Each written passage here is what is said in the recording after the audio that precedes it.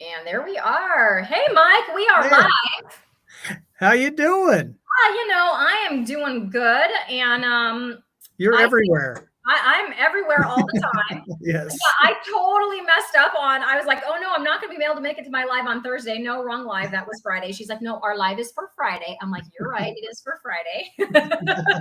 Do you have a special calendar just for your YouTube stuff? I think I need one because Yes. that was quite embarrassing when I was like, yeah, no, sorry, wrong day. You're You right. get monetized and start raking in the bucks, you'll need an assistant and an Yes. editor, all those Yes, things. yes. Yeah, I yeah. hit my 500 subs. So that was a Yes. big milestone for me. I'm at 540 now. So you said monetize. That's why I went there. But Yeah. yeah, it's just that watch hours now. I got to get those Yep. Yep. watch hours up, I'm at 450 and 77,000 watch hours, which you need what, 2 grand, 2,000 for You need, so to get the first level, you need 3,000. And then to get the second 3,000. level, you need 4,000. Yeah. Yeah. So Yep. I'm not there yet either. Well, hey, So excuse the lighting. The sun's coming out from a cloud. It's going to go back behind it. I'm actually outside here at my folks' house in Montana. So I tried to show a little bit of the scenery behind me. It's just beautiful here. It's like 50 degrees and off and on light rain. It's gorgeous. yeah, that's so pretty. No one is going to complain about the lighting because your backdrop is beautiful. My Right. lighting, my computer camera has a mind of its own. So my room can be beautiful and then it always wants to darken whatever I have going on. So I Yeah. got to figure that out or just get a different camera. I can help you with that. Okay. Yes, you can. Yeah. I know you're Yeah. good. We'll get together and yeah. So I mean the podcast that I'm working on, I set up the studio and all of that. So yeah, I think I'm confident I can help you with that. Yay. Okay. Well, look who's here. Mike, the ketogenic woman herself. Yay. So yes, on the West Coast, we are in the same time zone. Yep. She is killing it on the squat and push-up challenge, Mike. Amazing. So something happened on October the 1st. You want to share with everybody what that was? Yeah.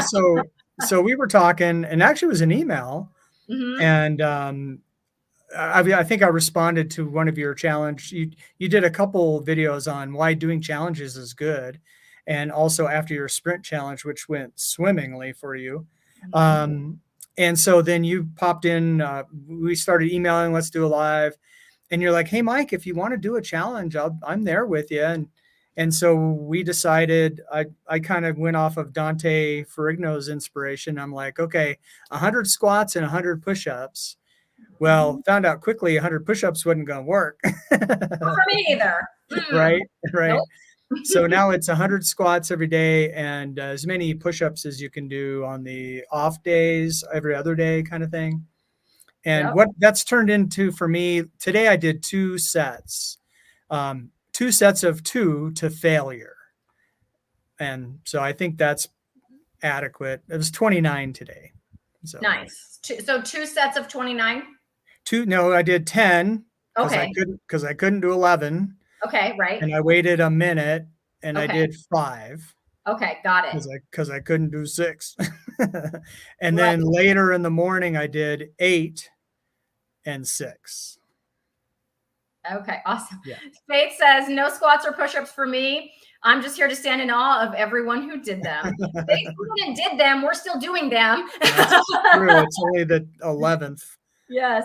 And you know what, Mike, this was up for a little while ago. So thanks for putting that up, Copper's Kitchen. But Carnivore Cure would like to know where in Montana because he's in Bozeman. He is in Bozeman. I drove right by you. I'm north of Missoula, a little town called St. Ignatius. You probably know where that is. Here in the, what do you call it? The Missoula Valley. I don't know what you call it. It's Lake County, south of Flathead Lake, which we're going to Friday. I'm going to take a bunch of pictures. It's supposed to clear up. So that's where I am. Okay, that's awesome. So yeah, so here's where I started. So yeah, I was with you, 100 push-ups. I was like, okay, if Mike can do 100 push-ups, good for Mike, but I know I cannot. He's like, no, I couldn't. He tried though. I think he did 40 the first day and then his arms fell off. Yep, that's right. But so my goal is just to get some push-ups on my toes, like full-blown, real, actual push-ups. And at the beginning of this month, so previous to Carnivore, I could do a big goose egg. I had no push-ups. And then I think at the beginning of this month, I thought I was at 2, but actually on October 1st, I was able to do 3. Nice. So I had 3 push-ups, and today, wrong way, 6. That's awesome. So my goal is 10. My goal is to get to 10. Now, here's what I noticed. When I try to do them daily, I can't do it. Like I get in that plank position and I'm like, no. Nope. So I have switched to, Anita, I hope you're listening. I have switched to doing wall push-ups every other day. Because what Anita learned, and then she shared it with me, or I watched her video on this, is not to do them on your knees. And I think that came from Coach Bronson, maybe, and like another person, not to do them on your knees, because you're not like getting that proper plank position. Right. So what I was doing is like, let's say if I did 4 full push-ups, I was then continuing on with like 10 or 12, knee push-ups after that, but not on the knees. So like today I did my 6 full push-ups, and then I went to the wall and I did 25 wall push-ups. Okay. Yes. Okay. Anita says that I'm right, that it's wall push-ups are hard, first off. Yes, they are, Anita. So wall push-ups are just as good, and they're working those arms. Really? And okay. Was Coach Bronson. Yeah. Nice. So, okay. So what they say is start on the wall and then work your way down the wall. And then when you get too low on the wall, go to like a bench, or like I'll probably do my couch because I don't have a bench, until you can get down on the floor. Okay. So that's kind of where I'm at. My goal was to just, if I can get to 10 by Halloween, I'll be, that'll be, I mean, that's kind of my goal. So mine's 25. I don't think I'm going to make it. 25? But you did 40 on the first day. No, I mean 25 at one time. Oh, at one time. Like all at once. That's my goal, was 25. I'll be happy with 20. Right now, I'll be happy with 15. I think I'll get to 15 because I can feel it in my arms. Yeah. And I can feel it in my legs. So that's the point. And to start forming good habits. So, right. So I've been doing my 100 squats, and I brought this. This is called, teachers call this realia. It just means stuff to show what we're doing. So these are my, Carrie's infamous weights that I told her to buy that she hates. Yeah, those. Well, these are mine and I love them. And right now I've got it set at 6 pounds. So I had been doing body weight only squats, 100 a day. I think a couple days I did a few more, like 110. Yeah. But like today I did 75, not all at once, but 75 total with my 6 pounds and my, up here at my chest level. And then the last 25 I did body weight only. That's awesome. Yeah. I've been doing, so like today I did all my squats this morning, basically within 2 hours of waking up. So I'll do a set of 25, and they do start to burn. The last 2 or 3 start to burn a little bit. And then I'll rest for a half hour, I'll watch a couple videos on the Pixel 8 Pro or something. And then I'll knock out another 25. So I got them all done this morning before 8:30. Nice. And I did my first 2 sets of push-ups this morning as well. So that's going to be best practice. True confession. And I was afraid this might happen if I wasn't diligent. The second day of travel, because I drove from Iowa to Montana Sunday and Monday. Sunday, I didn't do any squats before church. And I left right after church. Oh, no, I did. I got my 100 in when I got to the hotel. So that's not right. Nice. It was Monday. I left early, had breakfast in Billings, met with a friend in Big Timber, and got here and was busy visiting and everything. So I only got 50 in before I fell asleep almost during my last set. Yeah. Driving takes it out of you. So I learned not to put them off. Yeah, if I don't get them done first thing, I mean, sometimes, so there's been, you've probably seen some of my shorts where I'm like at lunchtime, I'm out just like sunning myself, and then I'll do like a short or something while I'm doing that. There's been a couple days where I've done my last 10 or 20 out there because I'm outside. I mean, people could see me, but whatever. Like there's not very many people around there. It's kind of on the side of the school. Yeah. So then, so sometimes I'll do it there, but I know if like after work, when I come home, I usually have a live, or I'm like answering people on my channel, and it's just busy and dinner and all of that. And it's just probably not going to happen. So I try to do most of them before work. And then if I need to finish anything up, I do it at lunch. Cause once I come home, it's just tough. Too much going on. Right. So, Yeah. I mean, if you think about it, today's the 11th Yes. and 100 squats a day. And Yes. you've done a little more than that. I've done a few fewer, but Mm-hmm. you know, what is that? 1,100 squats, 1,100 squats, if my math is correct. right? And yours would be. Mine should be It correct. should And I be. hope, Mhm. yeah, none of my students should be watching me right now anyway, but they better not check my math. Yep. As it should be 1,100 squats. And by the end of the month, it should be 31. 3,100 squats. Have you added any weight to your squats? You know who got me to add weights to my squats? Anita, because Anita said I added some weight, and I was like, well, if she's adding weight, I'm gonna. I don't have any dumbbells or anything like that. I guess I could get a gallon of water in each hand. Yeah. Gallon of water is 8 pounds. Yeah, there you go. So that would be 16 pounds total. That's something to think about. To be honest with you, I want to join the gym.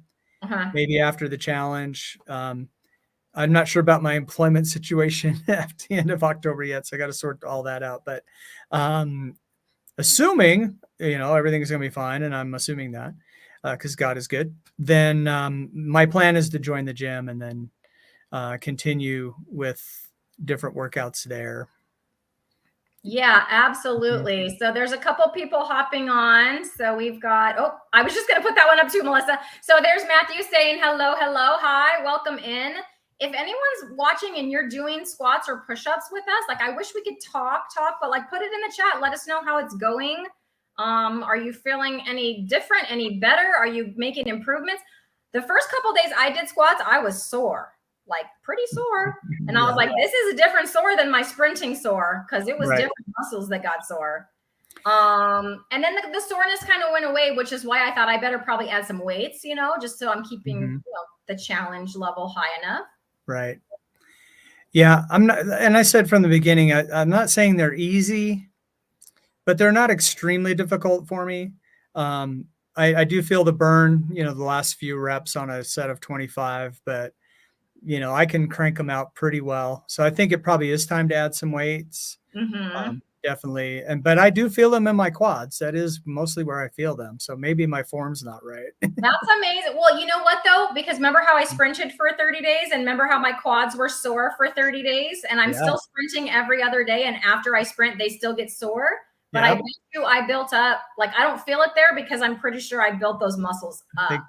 I think you're right about that. And we've talked about this. I don't know if everyone watching has heard me talk about this, but I was a sprinter in high school. So I'm very familiar with what sprinting does for your body. And it's great for your legs, quads and calves especially, but it's really good for your core. And push-ups are really good for your core and for your triceps. And then the squats are great for your quads and I'm not sure what else, but I mean, it's all good. So, yeah. So I agree with Ketogenic Woman. Those last 25 squats of the day are the hardest. I had 25 left and today I did those without weights. I'm like, not going to happen with my 6 pounds. Nope. I'm going to do them body weight only, but I did do them. That's good. Hardest. So do you remember what you said to me, Mike, when I got my cast iron skillet, the big one? Do you remember you made a joke? No, I probably. I'm sorry. With the game Clue. Oh, that's right. That could be a murder weapon in the game Clue. Yeah. So check out this comment. So this is probably another use for that cast iron skillet for you. That's an idea. Yeah, because I don't know how much it weighs. I'm going to put it on the scale. That thing is heavy. I have to lift it with 2 hands. You have the big one. I have the smaller one. Yeah, I have the smaller one. Yes. Yeah. So that 12-inch cast iron skillet would be good weight to hold because, I have to use 2 hands to hold it. Matthew. Dumbbell routine for the last few months. We'll be joining the gym with my son in the coming weeks. When I joined the gym with my son, that was a great experience just because we got to do something together. This was way before Carnivore, and it ended up that he just needed all the time to do schoolwork. And so we did go for a couple days a week for like 3 or 4 months. And it was mostly just a good, it was like bonding for us. When you have a teenage kid, it's like, so that was something he enjoyed. And then we'd go out to like dinner after, together, and it was great doing that. But yeah, he needed his time to do his homework, unfortunately. That's But let really me know cool. how that goes. Yeah, that's great. Well, and my son has been encouraging me, and he was really happy when he saw one of our videos. Or I think he saw the one I did where I actually did push-ups on camera. You did. That was brave. Yes.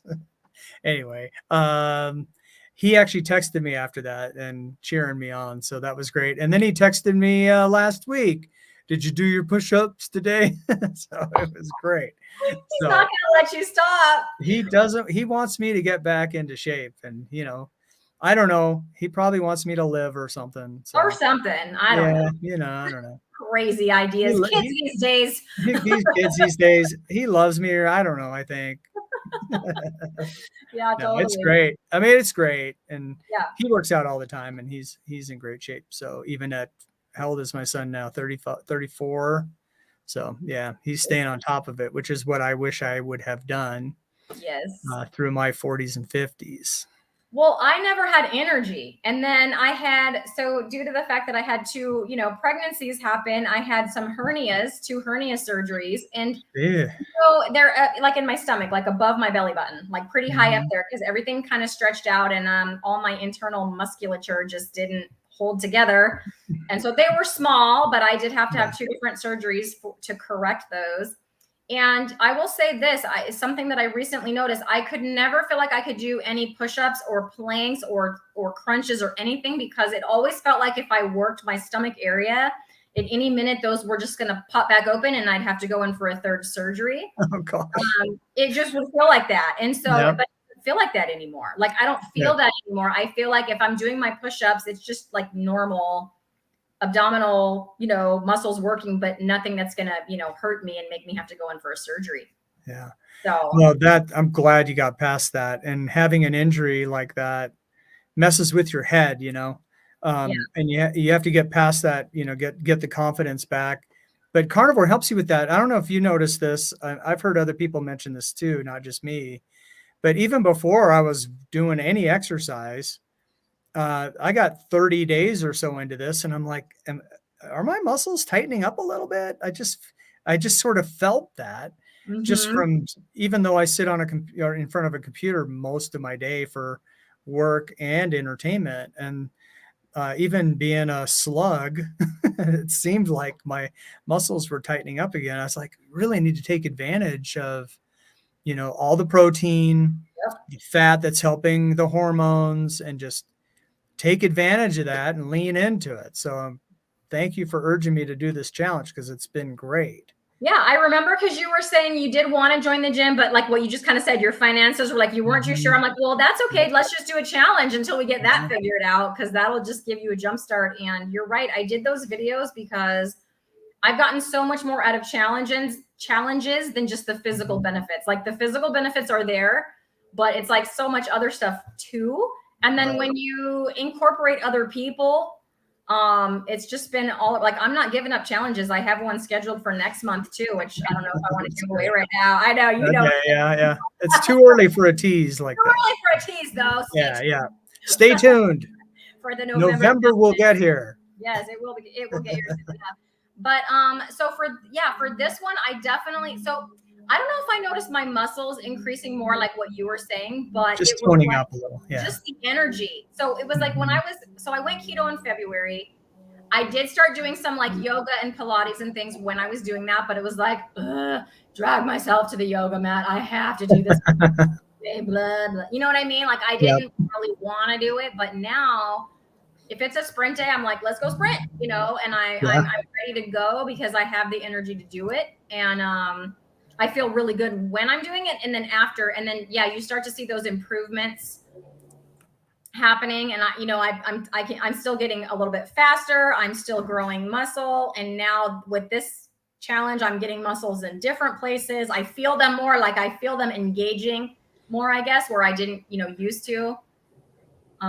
Yes. So yeah, I mean, we'll see when I get on my in-body scale at the end of the month, if that tells a difference, like if I've put on any more muscle, whether that's accurate or not, who knows. My doctor's appointment is tomorrow, and I am going to ask her about if we could figure out how to get a DEXA scan that my insurance paid for. If That would not, be great. I'll pay. But I just kind of been waiting for this appointment because I'm like, if I can get the insurance to do it, then let's go that way, you know.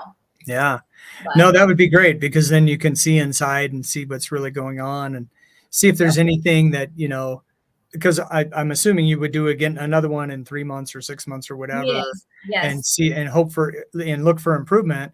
Now yes. there's a chance you've been on carnivore long enough. There's a chance there may not be anything to improve. I would love to hear that report. But you know, you don't know until you know. So Well, that's cool that you want to do that. I mean, by looking at me, I definitely still have, like, I don't need to lose any more weight, right? But probably some body recomposition. I've said it and said it. I'm definitely pear shaped. So from now you see me from the chest up or whatever. But yeah, if there's anything left, it's like that subcutaneous fat on the thighs. So it's not that I want to lose weight, but if I could like recomposition that so that it's in a little bit of a nicer position, I guess, you know, that would be kind of my goal. So I know that my body fat is within normal parameters, but it's not like at the bottom of what it could be. So maybe increasing some muscle and getting rid of the rest of that. We'll just see. I'm just going to keep going. But the cool thing is I have never, until carnivore, I've never been happy. Like I look in the mirror and just be like, ew, gross, and I don't feel that way anymore. Like I'm happy with who I am. So even if I stay just like this, I'm perfectly content and happy. I feel great in my own skin. And that's really saying a lot because I didn't. Well, that's part of the mental game too. And I know that, you know, Carrie talks about this a lot. I know you've talked about this too. Just the mental wellness that comes. I call it the carnivore calm, which you guys seem to like that. And it's real. And so that anxiety, if you do have anxiety, it does go down, at least from numerous reports. Again, we're not doctors. We're just talking about our experiences. But anyway, the carnivore calm is real. And so what I've learned through this, and especially if you go on my channel and look at one of my first videos with the audio out of sync, is my yo-yo diet journey. And that is really bad for you. And so I'm like, no more. I'm in this for the long haul. And, you know, adding in the exercise is going to help with the body recomp because I still have 40, 50 pounds of fat to lose. That's why doing that push-up video was so hard for me in the sense that, okay, you know, I have this shot for a reason. I hear you. I feel you, my friend.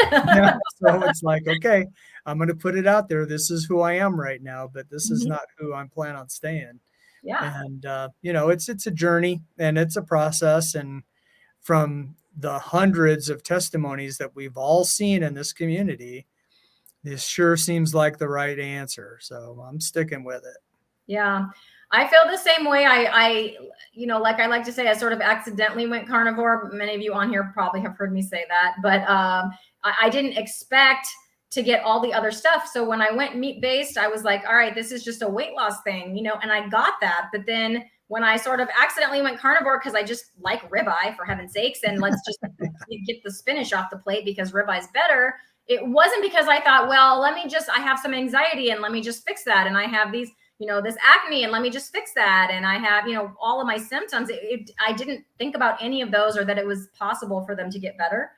And so now that all of those things, my anxiety is gone. I have so much mental clarity. I sleep great, but I also need such little sleep that I'm, and then I'm just running all day on all kinds of energy. And like Matthew said, he said, I never had the energy to work out either due to crappy diet. Amen. Yes.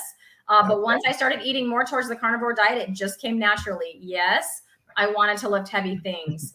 So absolutely. And so it's like, I wonder now what would happen if I like ate something because it's not that I was eating the vegetables and going, oh, my stomach, like some people that it tears up their stomach. I've heard numerous people say that.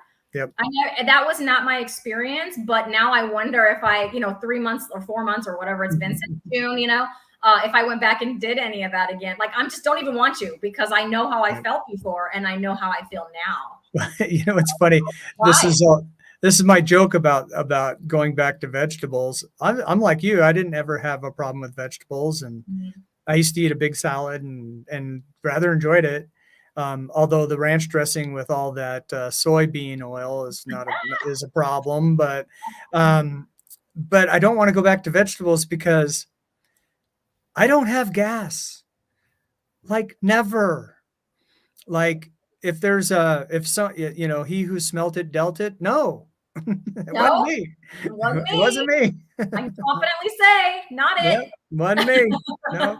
Who Yeah, wants to go back to that life? nobody. Right. Nobody. So, Well, I mean, yeah. I mean, otherwise, I don't have anything against vegetables. I did want to say this, and I think my folks might be watching on the TV in the house. cool. I'm not sure if they are. Hi. Um, Hi, Mike's folks.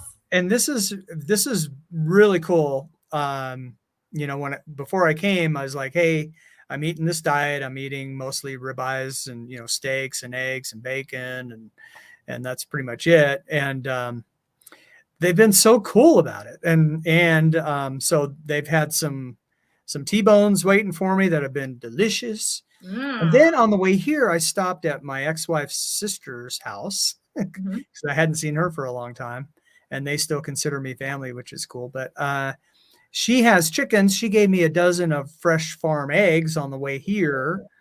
So I got that. And then mom fried up a bunch of bacon. So the one thing they thought that was weird, and they saw one of our other lives when we were talking about eating butter, and when you Bite talk butter. about having a spoonful of butter, Yeah, bite butter. yeah, they think that's weird. But I've been putting butter in my coffee, and yeah, it's A been coworker made fun of me because I was like, a lot of us put butter in our coffee, and she's like, butter in your coffee? I'm like, yeah. I never really have done that very much, but the bite butter, yeah, absolutely. Yeah. If I feel like I need it, sometimes I just have a craving for it. And I just think maybe that's my body telling me I need that little bit of fat. A lot of times it's in the morning, Yeah. Have you found yourself eating any differently since starting all this exercise that you weren't doing before? Like, has it changed the time of day that you're eating or the amount of meals or anything like that? Not really. I was thinking I might have to go to 2 meals a day from my one.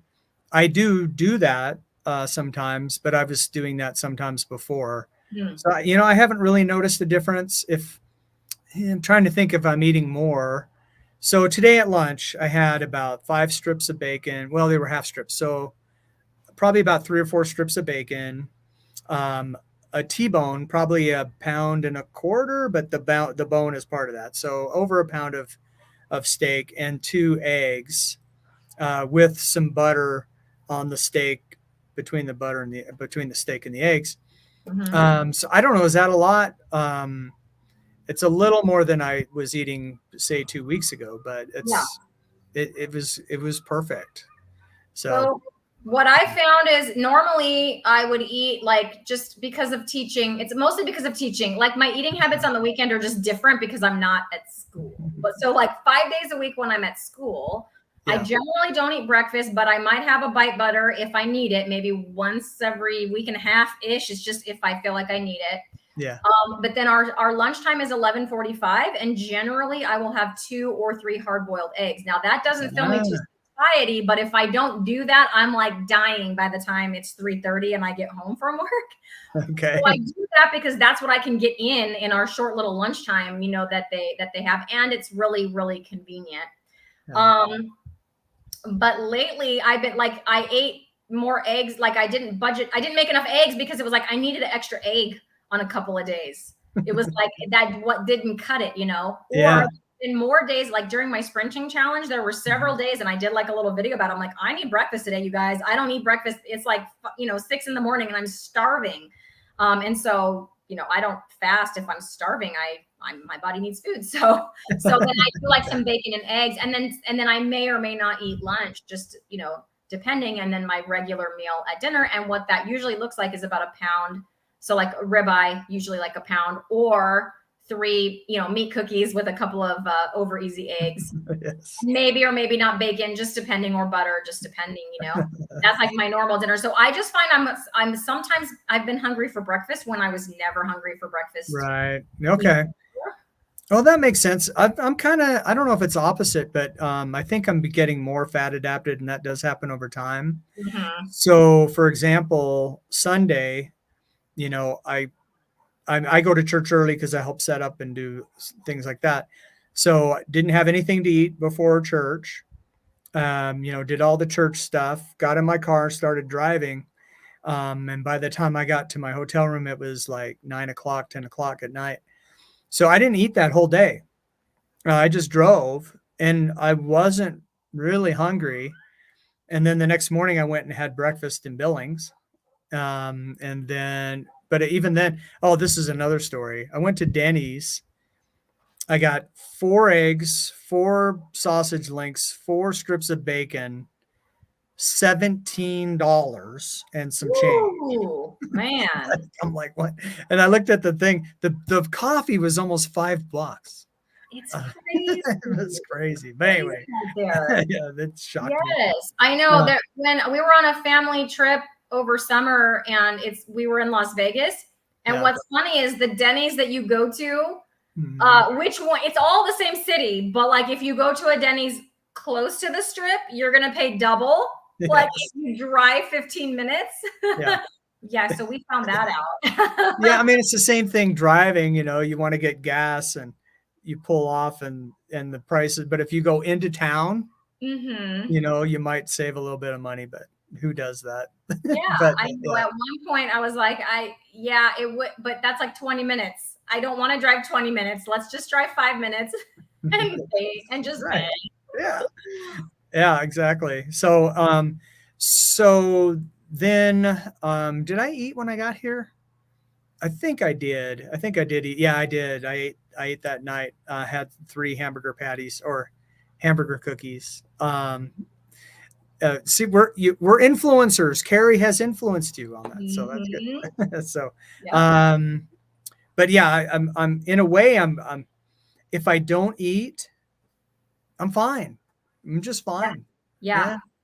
So I'm going to address that in a minute, but I want to make sure. So Matthew, I need to hear more about this. I've heard of a lot of different kind of fasts, like the egg fast or the sardine fast. Yeah. For the kind of the similar purpose, I think, of what you're saying, but I don't think I've heard of anybody doing that. You have it in quotes there, the bacon diet. Yeah.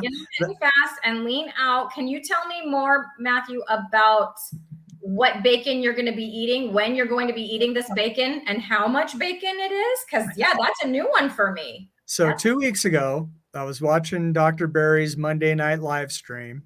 Okay. And I don't know how it came up, but they started I think someone did a super chat and said something about the bacon diet as kind of a joke. And then, or no, what was it? They were talking about, I think the sardine fast. So it's like, does the sardine fast help? And Dr. Barry was like, well, it gets clicks. I don't know that there's any special benefits from a sardine fast. Sardines are good, so don't get me wrong, it's good. And then he started joking around. He goes, maybe we should start a bacon diet. He goes, how many views could we get with a bacon diet? And Nisha started joking so then people in the chat, I was like, I'm going to steal that idea. So I don't know if that's what Matthew heard, but I think that would catch on, especially the first couple of people to do it might get monetized. I don't know. Yeah. So, I mean, that's one I could do. Yeah. Right. You saw me try a sardine and I'm not doing a sardine fast anytime soon. Yeah. Bacon though? Yeah. Bacon. And they were saying bacon and pork belly, which I love pork belly. So, and yeah. I'm pretty sure in California, that's not a thing. Like, I think I'd have to ask for it. I don't see pork belly.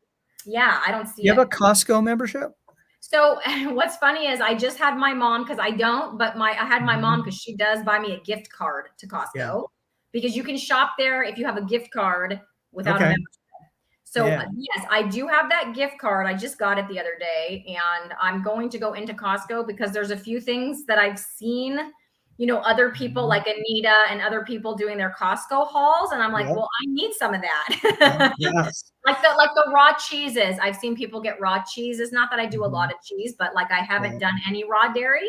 So I wanted to give that a try. I have seen the bacon, like they're already bacon bits, but they're 100% bacon, but they're already kind of done for you. So I've seen Anita get those. And look at, see, so pork belly done right is God's candy. It Yeah. really is. So yeah, I've got to get on that. I know if I asked for it, I could probably get it, but it's not something that you just see like in the meat department somewhere.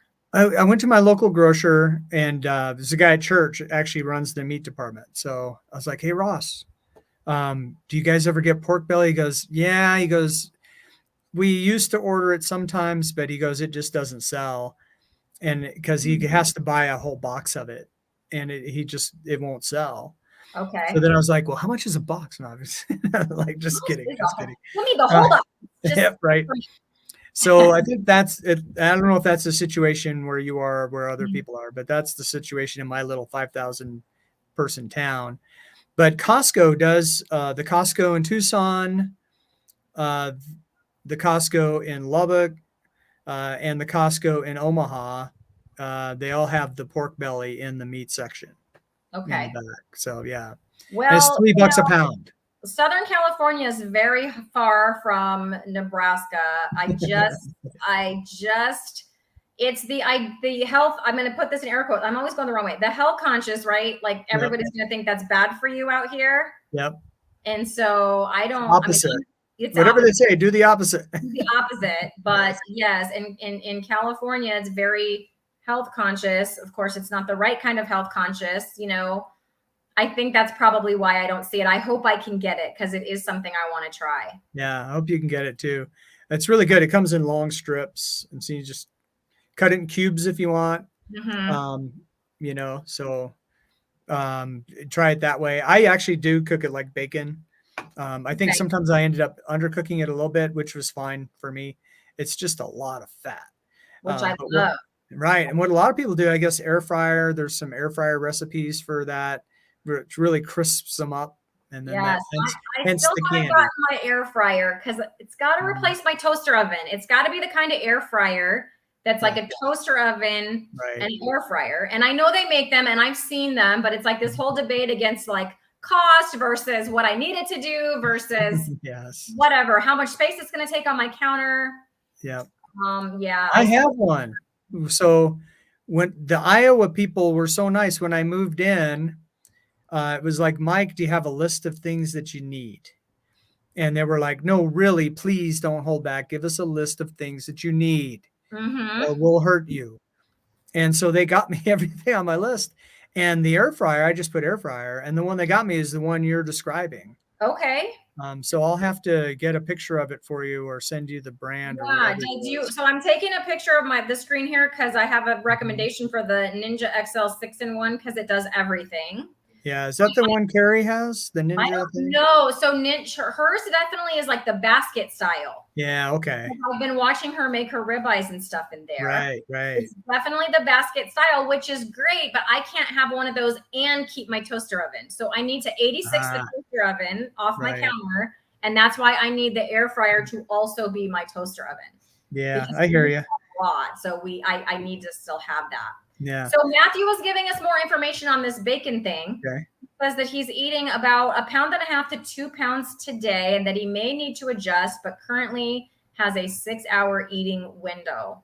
Okay. So does eating bacon alone, like I don't know how many days you are into that, but does that make you feel satiated? Because I feel like I could eat 1.5 pounds to 2 pounds and maybe not even feel full. Just because bacon is delicious, but I can just, it's not like satiating to me in the way that a ribeye is, or a piece of picanha, which is my absolute favorite. Certainly the pork belly will fill you up because it's mostly fat. Yes, I would think that would be different because when I put the bacon in the oven, a lot of that fat, comes off. Right.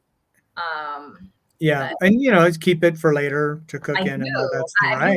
My cooking videos, you see my little bacon container on the counter. It's cute. I mean, bacon fat. You get it off Amazon or something? I did. Yes, I've linked it in several of my videos. If anyone wants that one, but it's good. It has a little filter in there too, so it like filters out the like little bits and things for you.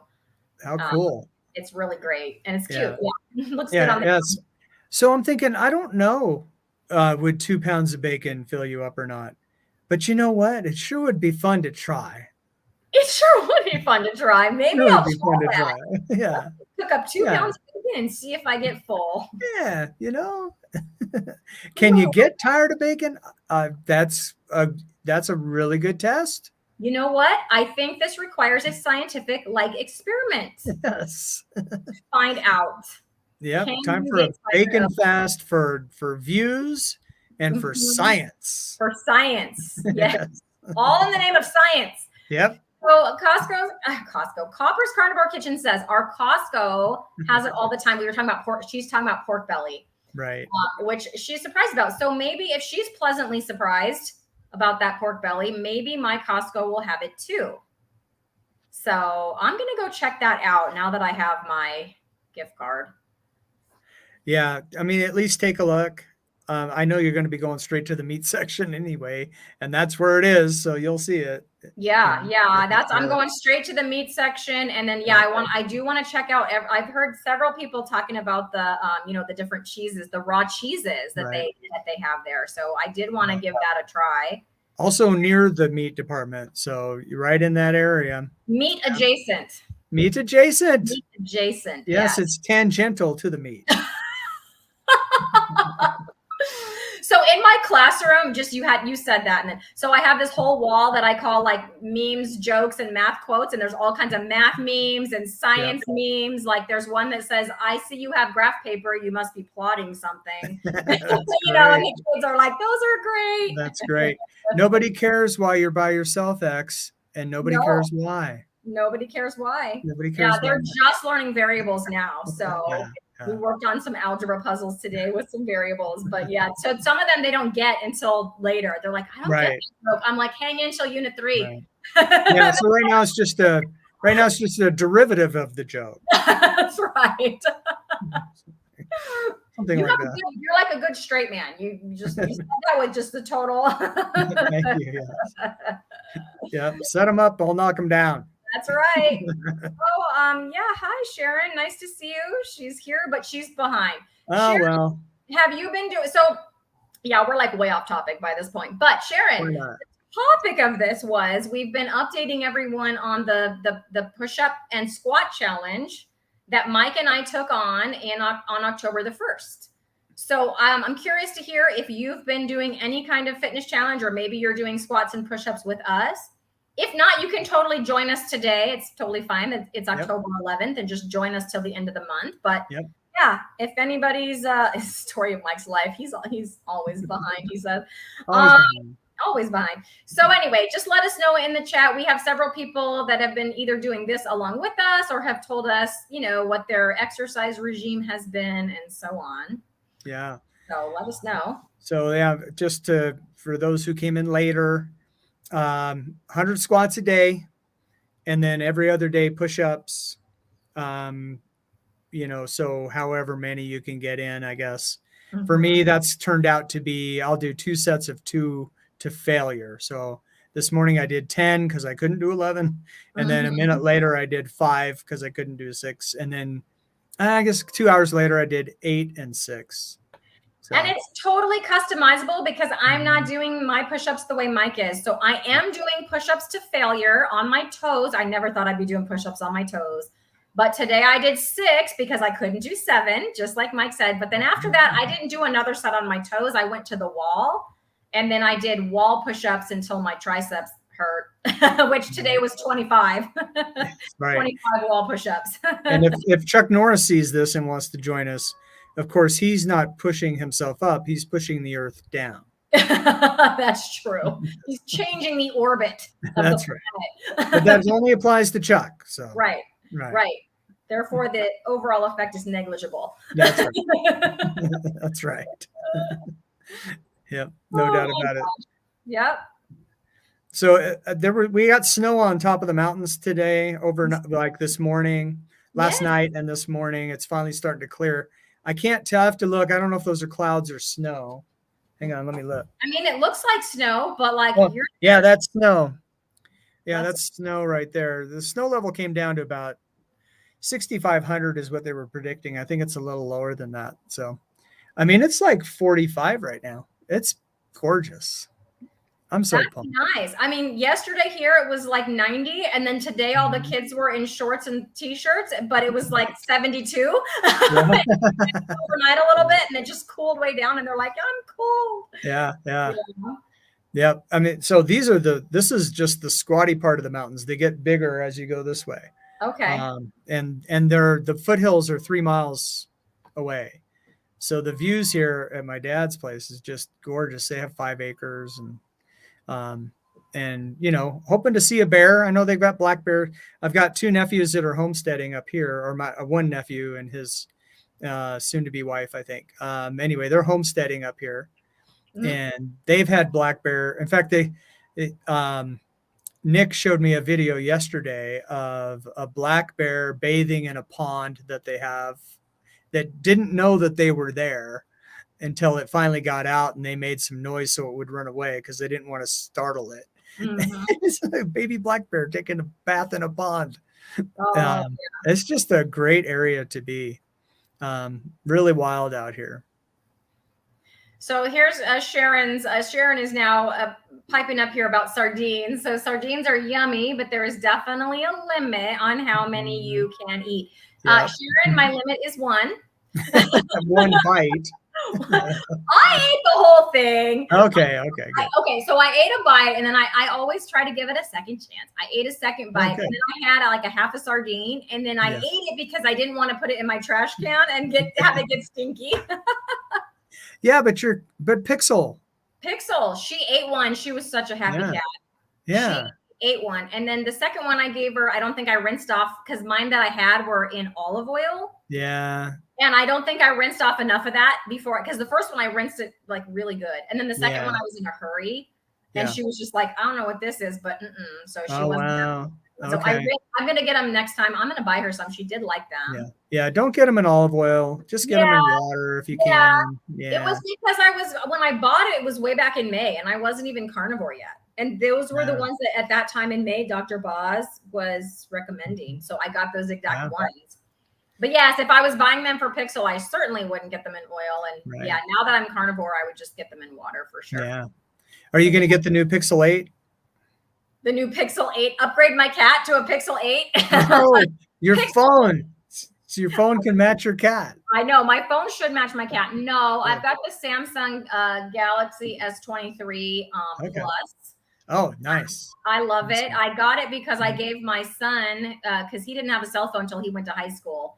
I wouldn't let him have one. But now that he's in high school, he's in robotics club, you guys. He's in band. He's in FFA.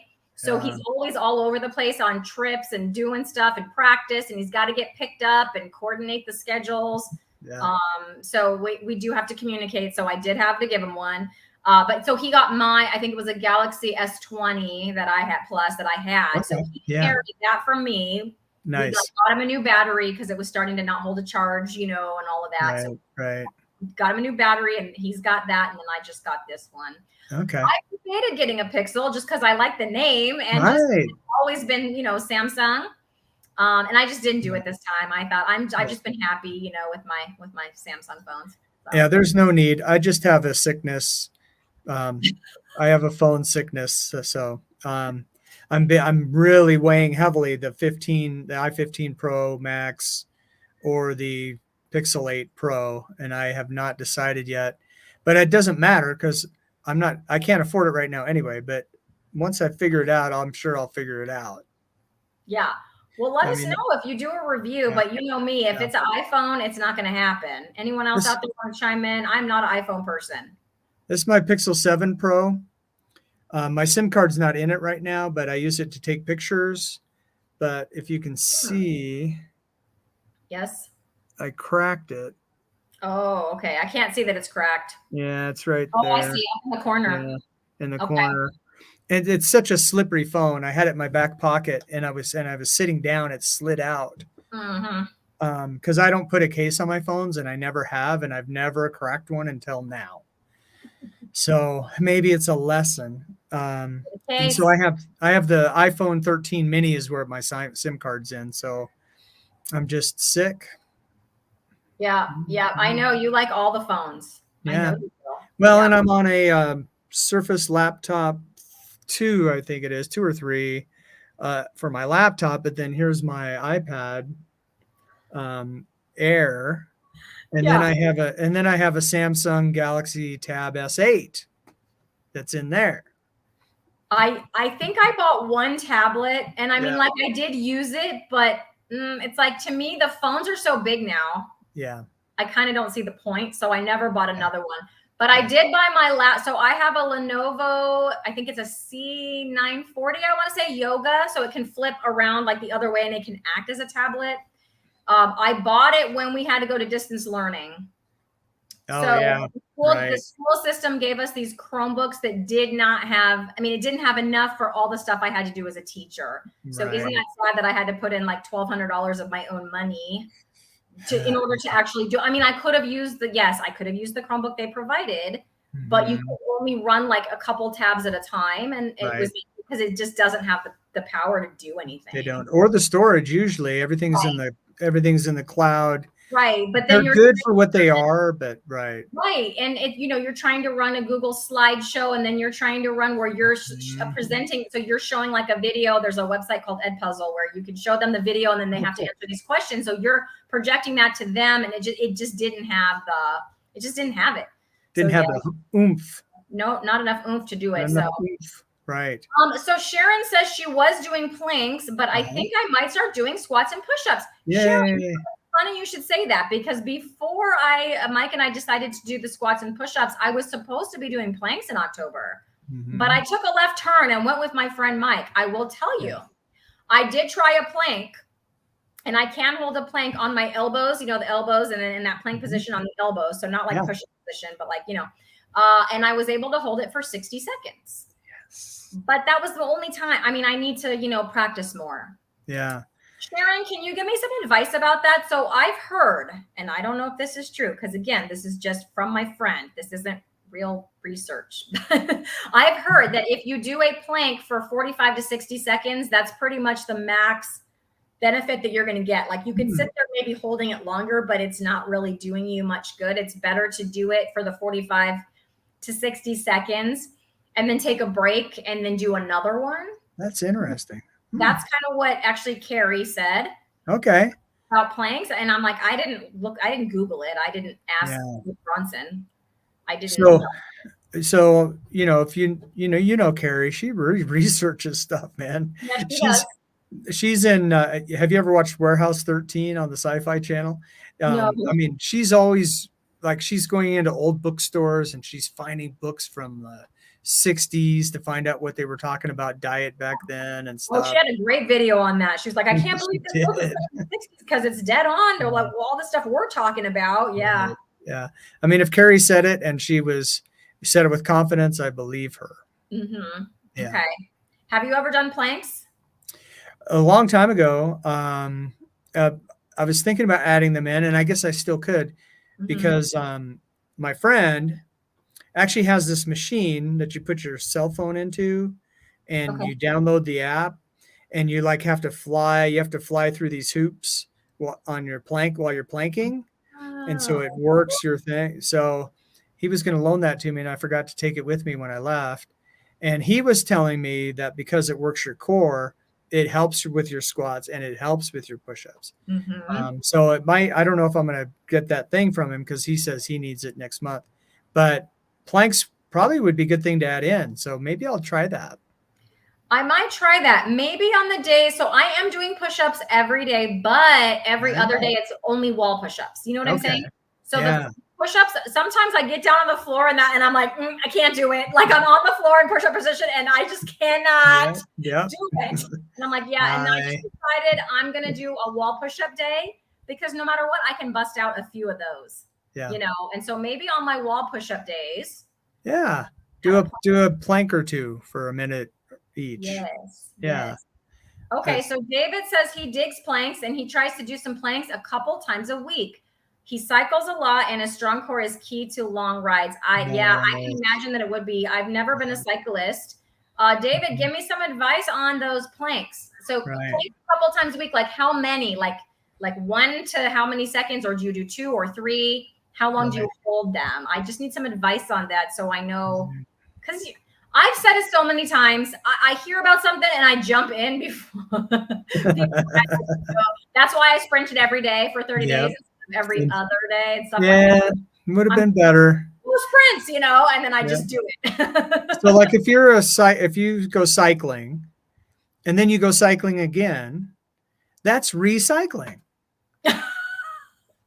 Good for the planet. Good for the planet. Good for you. Amazing. Good for everybody. Yeah. And if you're tired and then you get tired again, you're retired. Thank you.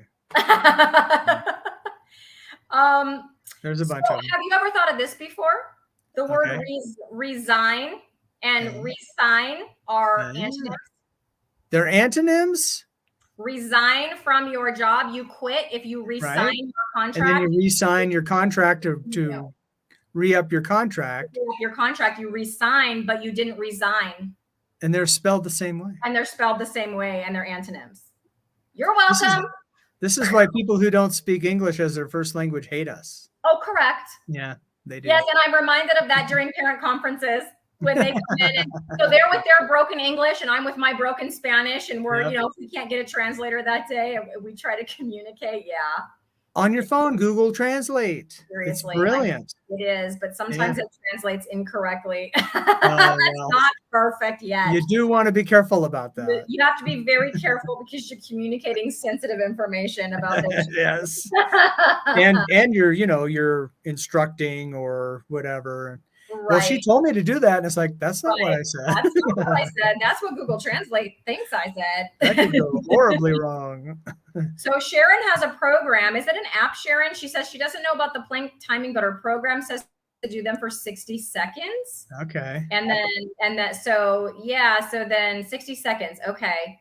So then, and that's what I was able to do. I was shaky, not going to lie. By 60 seconds, I'm shaken, but I did hold it there. Shaken, but not stirred. Yeah, that's right. That's right. Yeah. And then David says he can hold them for about a minute, and then he does a few reps. Okay. Right, okay. I think that's what I'm going to try because, that minute was challenging, but I'm like, if I waited, I think I could bust out another one or like another 45 seconds for sure. This is really good advice. We're collaborating with the community. Carnivore Help Desk. This is Cristie. Thank you so much for calling the Carnivore Help Desk. This is Mike in Western Montana. How may I help you? That's right. We got to do a regular Carnivore Help Desk live stream. We should. I have a video idea, but I don't know how to execute it. I want to do a pharmaceutical ad, except it's a carnivore ad. And then instead of the side effects, it would be the benefits. The benefits. And then like the country song backwards. Right. Yeah, the country song backwards thing. Yes. And so, it needs to be shot cinematically and, slow, the slow motion, the girl playing with her kids soccer, or, the cute girl swinging in slow motion at the golden hour. So we need stuff like that for the voiceover. And right. And so I was thinking about maybe collaborating with other carnivores to shoot their piece and put it all together.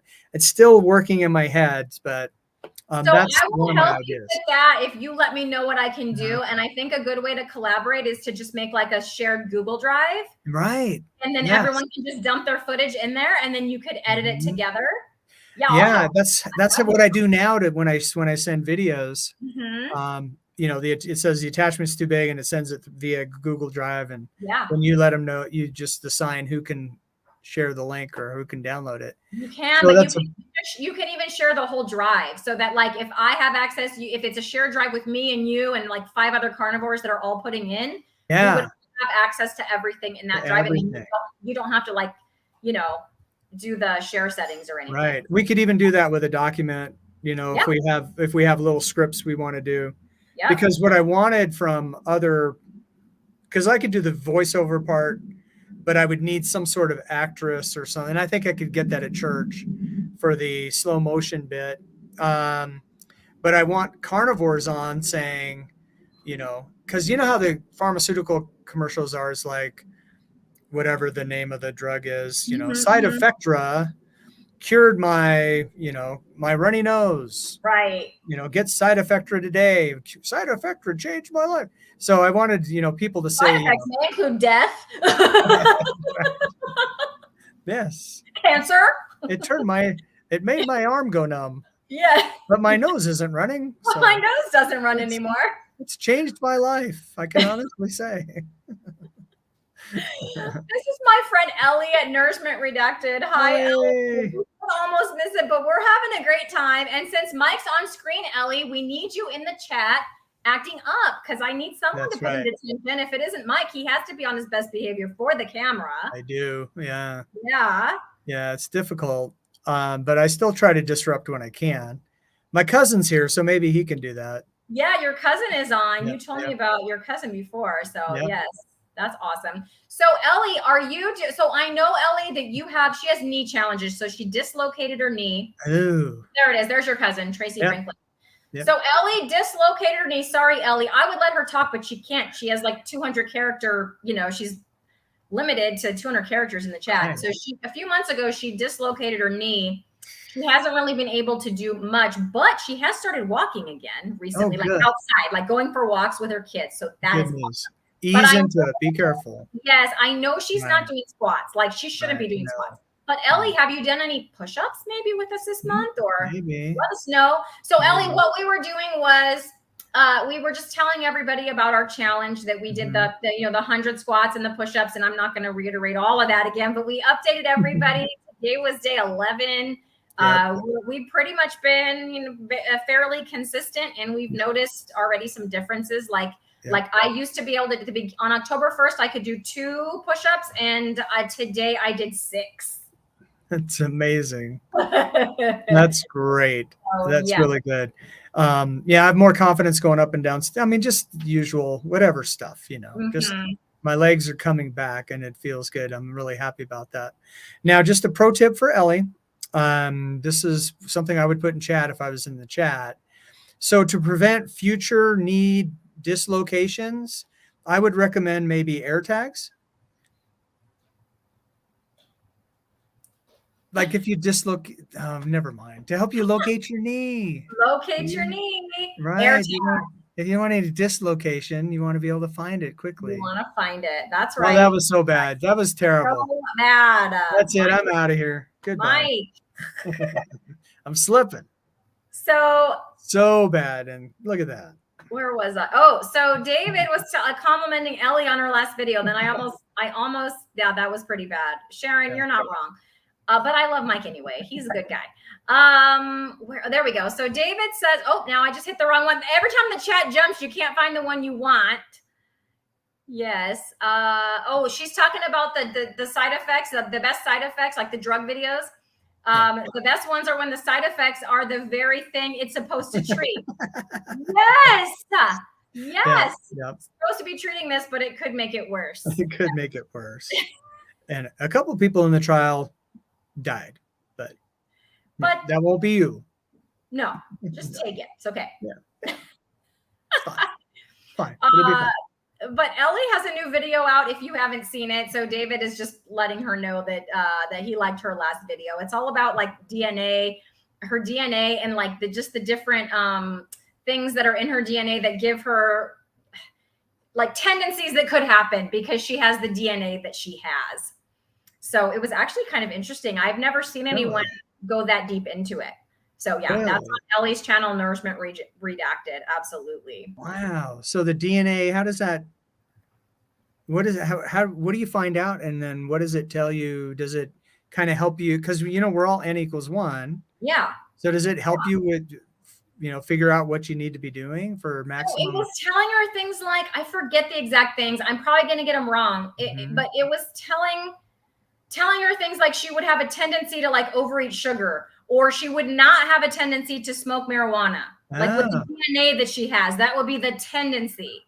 Really? That she had. Yes. And it was detailed. Like I couldn't believe, I was kind of watching and listening this morning. There's a smoking marijuana gene? Yeah, apparently, because I remember that one because that's what I thought too. I was like, seriously? It's telling her she's unlikely to smoke pot with her DNA. And she's like, that's true. I'm not going to be smoking any pot. So I guess, so sorry, Ellie, if I'm doing a bad job probably, but go watch her video because that came out yesterday. I will watch that video. Yes, it was interesting. Now Ellie says to answer our question about the push-ups, Her husband wants her to start working out, and she should start doing crunches and push-ups, and she's a weak potato. Yeah, I was a weak potato too, Ellie, but I'm up to 6 push-ups. I'm a weak potato too, but I'm getting stronger. Yep. Right. Yeah, I mean, the journey of 1,000 miles starts with one step. Yes, 100%. Bye, David. David's leaving. But look, Ellie says, this is some of the information she got. So I was probably, but yeah, it's unlikely she would smoke pot, but apparently she'd be a heavy drinker and a chain smoker. Well, everybody's got to have something. She has the tendency to do those things. And I think, did you used to smoke, Ellie? I think she might have used to. I can't remember. I've heard so many people's stories, all the things. And like, I used to smoke and now I don't. I know she doesn't now for sure. I don't know if she did. Well, you know how these carnivore clubs are kind of carbs anonymous? Oh, for sure. Everybody tells their things. Yeah. Hey, the sun's coming out. Oh, I see it. You're all lit up. Yeah. So yeah, I was a heavy drinker and a chain smoker, and I smoked pot. So it's amazing I'm still alive. So maybe you're related to Ellie. That's 2 out of 3. Maybe 2 out of 3. Right? I got all the genes. Yeah, all the similar genes. Oh, Yep. You froze. Oh, there you go. You came back. You froze for just a second, but you're good. Oh, sorry. No, you're good. Okay. Back.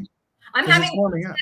so I had that interview with the RV Carnivore, which was great. That turned out to be a great interview, but for like the first 10 minutes, his internet it kept freezing. He kept leaving. He kept coming back. And I was like, are we going to get this interview today? Like, what's happening?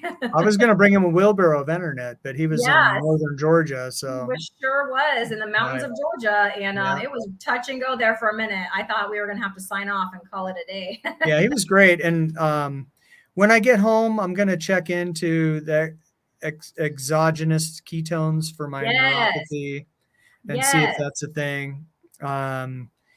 But yeah, it may have to wait a little bit. We'll see. But I am planning on following up on that. Yeah. And I would keep me posted because I'm very interested in that. Of course. I'm interested in it for my mom too, because she's doing really great, but like with her memory, because she's, 71. Right. So sometimes like her short-term memory isn't what she wants it to be. And I gave her some MCT oil and she had all the bad effects. She was like, I can't do this. I keep like running to the bathroom. So I was like, maybe some exogenous ketones would kind of get her, it's just to get those extra ketones that hopefully to get that brain going. So Dr. Boz talks about that MCT oil, and she says, if you're sensitive to it, start by licking the spoon and then slowly work your way up. Well, these were Dr. Boz's MCT oil, but she has it in the pill form. But I think a dose is like 4 pills. I don't really remember what the dose is, but I gave my mom a bottle and she was doing just like 1 pill a day. And then she went to 1 every other day and she was still having the side. And she goes, I just can't do it. And I'm like, I get it. It's okay. Give them back. It's fine. Yeah, it's fine. So cool then find out how your mom does on the ketones too. Yeah, I haven't mentioned it to her, but I don't think it has the same side effects. So I'm going to mention it to her and say, you won't have the running to the bathroom. I don't think there are any side effects that I know of. I've heard some people get like a jittery energy a little bit because it's all those ketones. Some people. Okay. Well, if that happens, then if you're in a place where you can do this, go sprint. Yeah, go sprint. Go run 50 yards. Go sprint. Yeah. Right. So Ellie says she had an old boyfriend who smoked pot and she did do that with him for a few months. She was very sad, but she did never smoke cigarettes and never had a bad habit with drinking. Okay. That's good. Thank you, Ellie, for clearing that up. I couldn't remember about the cigarettes. We like that. Yeah. I like that a lot. Yeah. Well, there's a Joan Jett album, Glorious Results from a Misspent Youth. I feel like she wrote that for me. So that's awesome. And God loves me. He saved me from myself so many times. So it's good stuff. Okay. Well, I was reading David's. So he's being a moderator for another live feed. So he wanted to say why he was out. I know. So JT was asking for moderators. I don't know if you saw JT's live the other night, chatting with carnivores. No. Oh my gosh, there was all kinds of trolls in there. And he was like, I need a moderator. If anyone wants to moderate, let me know. Well, that's how you know you've arrived, when the trolls and the bots show up. Seriously. So, yep, that's true. First world problems, but it's a sign of success. So yeah, absolutely. Pretty soon, when you get famous, You'll have to do subscriber only chats to keep the trolls out. And all those strategies. All of that stuff. Well, And Ellie, then I could say I've known you. Then I can say I remember you when. I knew her when. Yep, I knew her when. I won't forget the little people. No, I'm just kidding. Yeah. Is that a short joke? Is that another short joke? I don't even know how tall you are, but if you are short, that's hilarious. Yeah, yes, I meant it then. If that's I'm 5'5", maybe. So you're like my height. Okay. Yeah. All right. There you go. Yeah. Nice. I'm short for a dude. I'm average for a chick. Yeah. Average for a chick. Short for a dude. Short for a dude. Oh yeah, it's fine. It's all good. I've been short my whole life. It's great. Ellie, were you on when Mike was talking about making a collaborating on a video of like a spoof on a drug video? You know, the drug videos, and it tells all the side effects and stuff of the drug, and it's like worse than the thing you were trying to cure, but like for carnivore. But so it'll be a carnivore video. It'll be a carnivore video, but like a drug commercial, but for carnivore. Like it would be hilarious. And we're like, let's all collaborate. Like it would be super fun. Right. Because what I would like to get a bunch of carnivores do, thanks to carnivore, I reversed my psoriasis. Thanks to carnivore, my IBS is gone, and my kids love me again. And it's a bunch of those. And then the disclaimer would be slow motion, someone on a swing or whatever, something like that. And then it would be the the side effects, excess energy, excess energy, glowing skin. You get your girlfriend back, your dog runs back home, your mama gets out of prison. So those are sprinkled in there too. Yes. Yeah. So that's the idea. If only I could play the guitar like my dad could, I would do the country. Yeah. Right. Get some straw in your teeth and a nice hat. Nice hat, and and you could sing the lyrics. I would totally sing the lyrics if somebody played guitar. We would do it. Ellie's bragging because she's 5'7". Okay, Ellie, we get it. She's got 2 inches on me. Good job. And Mike. And good job. Yeah, it was funny when I played football. I'd get in the huddle and my helmet would come to everyone's shoulder pads, but And Copper's Carnivore Kitchen is 5'10". So just get out of here. Thank you. No, that's helpful. That's awesome. I'm teasing. Yeah. My grandma was from Sicily. She was 4'9". So I'm not saying that's in the genes, but yeah. Hey. Well, Mike, we've been chatting for over an hour here. Yes. I think we covered it, but I would like to do this again. Okay. For sure at the end, like for sure on day 31. Yeah. Halloween. But on Halloween, we have a lioness that day because it's a Tuesday. Yeah, makes sense. So we can do it day before, day after. Yeah, we'll work it out. Like November 1st would make sense, but maybe one more time before that. But for sure at the end, just to give a final, hey, Scotty's here. Hey, Scott. What's happening, brother? There he is. Welcome aboard. Nice to see you on. We were just wrapping up here, but Scott, have you been doing any of our push-up and squat challenge this month? I don't know if he has or not. I've talked to him a little bit, like on his lives, but I haven't talked about that. Right. Yeah. Well, I mean, if someone should or could, I would think he used to be a bouncer. So the dude was buff. Yeah. He could crank out some push-ups. He could school us on proper form and stuff. He's like, nope. Just nope. No. Not yet. All right. Not yet. It's okay, Scott. It's okay. It's not required. It's not required. We did this willingly to ourselves. We sure did. Yep. Yes, we did. But it's good accountability, so I'm enjoying it. I'm enjoying it too. And honestly, this is something I didn't say yet. There's so many people that joined, like Anita and but like Rhonda from Carnivore Leo, she's going every other day. Good for her. She wants to rest her muscles in between. I'm like, there is no requirement to go every day. Just do some squats, push-ups for October. So, and there's a lady at my work, like in real life, not online. She's like, she feeds her dog and she goes, it takes me the time it takes for my dog to eat, I can do my 50 squats. So it's like in the morning, she feeds her dog, and while the dog eats, she does her 50 squats. And then she does her second 50 at dinner time. But this was hilarious because she did that for several days in a row. Then there was one day where she just wasn't like feeling it, but it was like dinner time. And so instead of staying out to do the squats, she walked in, like she was going to walk back in the house. And the dog like stopped eating, like looked up at her and was like, no. Like, what are you doing? What are you doing? Aren't you What are you supposed doing? to me? Don't you have something to do right now and it's not going inside? It was That's awesome. Hey, Baroness of Beef is here. And do you know why she's saying good morning, Mike? Good morning, Baroness of Beef. You know why? Because she lives in Australia, New Zealand, the Philippines, Australia, I believe. Correct me if Japan. I'm wrong, Baroness of Beef, but I'm pretty she's Australia. Australian. Yeah. Good day. Bob's your uncle. I'm not even gonna try. I will butcher that. That's all I know. I can't even do coffee talk, right? I can't even do that. Much coffee talk with Aaron. That. All of our friends are popping in. Rhonda, I was just talking about you and how you're doing like the squats and stuff, but you're going every other day. Was there another live that just got out or something? It must be because everyone's like, oh, the Meeting Wellness and Mike TV are on. Let's go over. Right. You're about to sign off, and now all these friends are popping in. See what they're talking. Well, we'd like to warn our affiliates downstream. We're going to go another hour.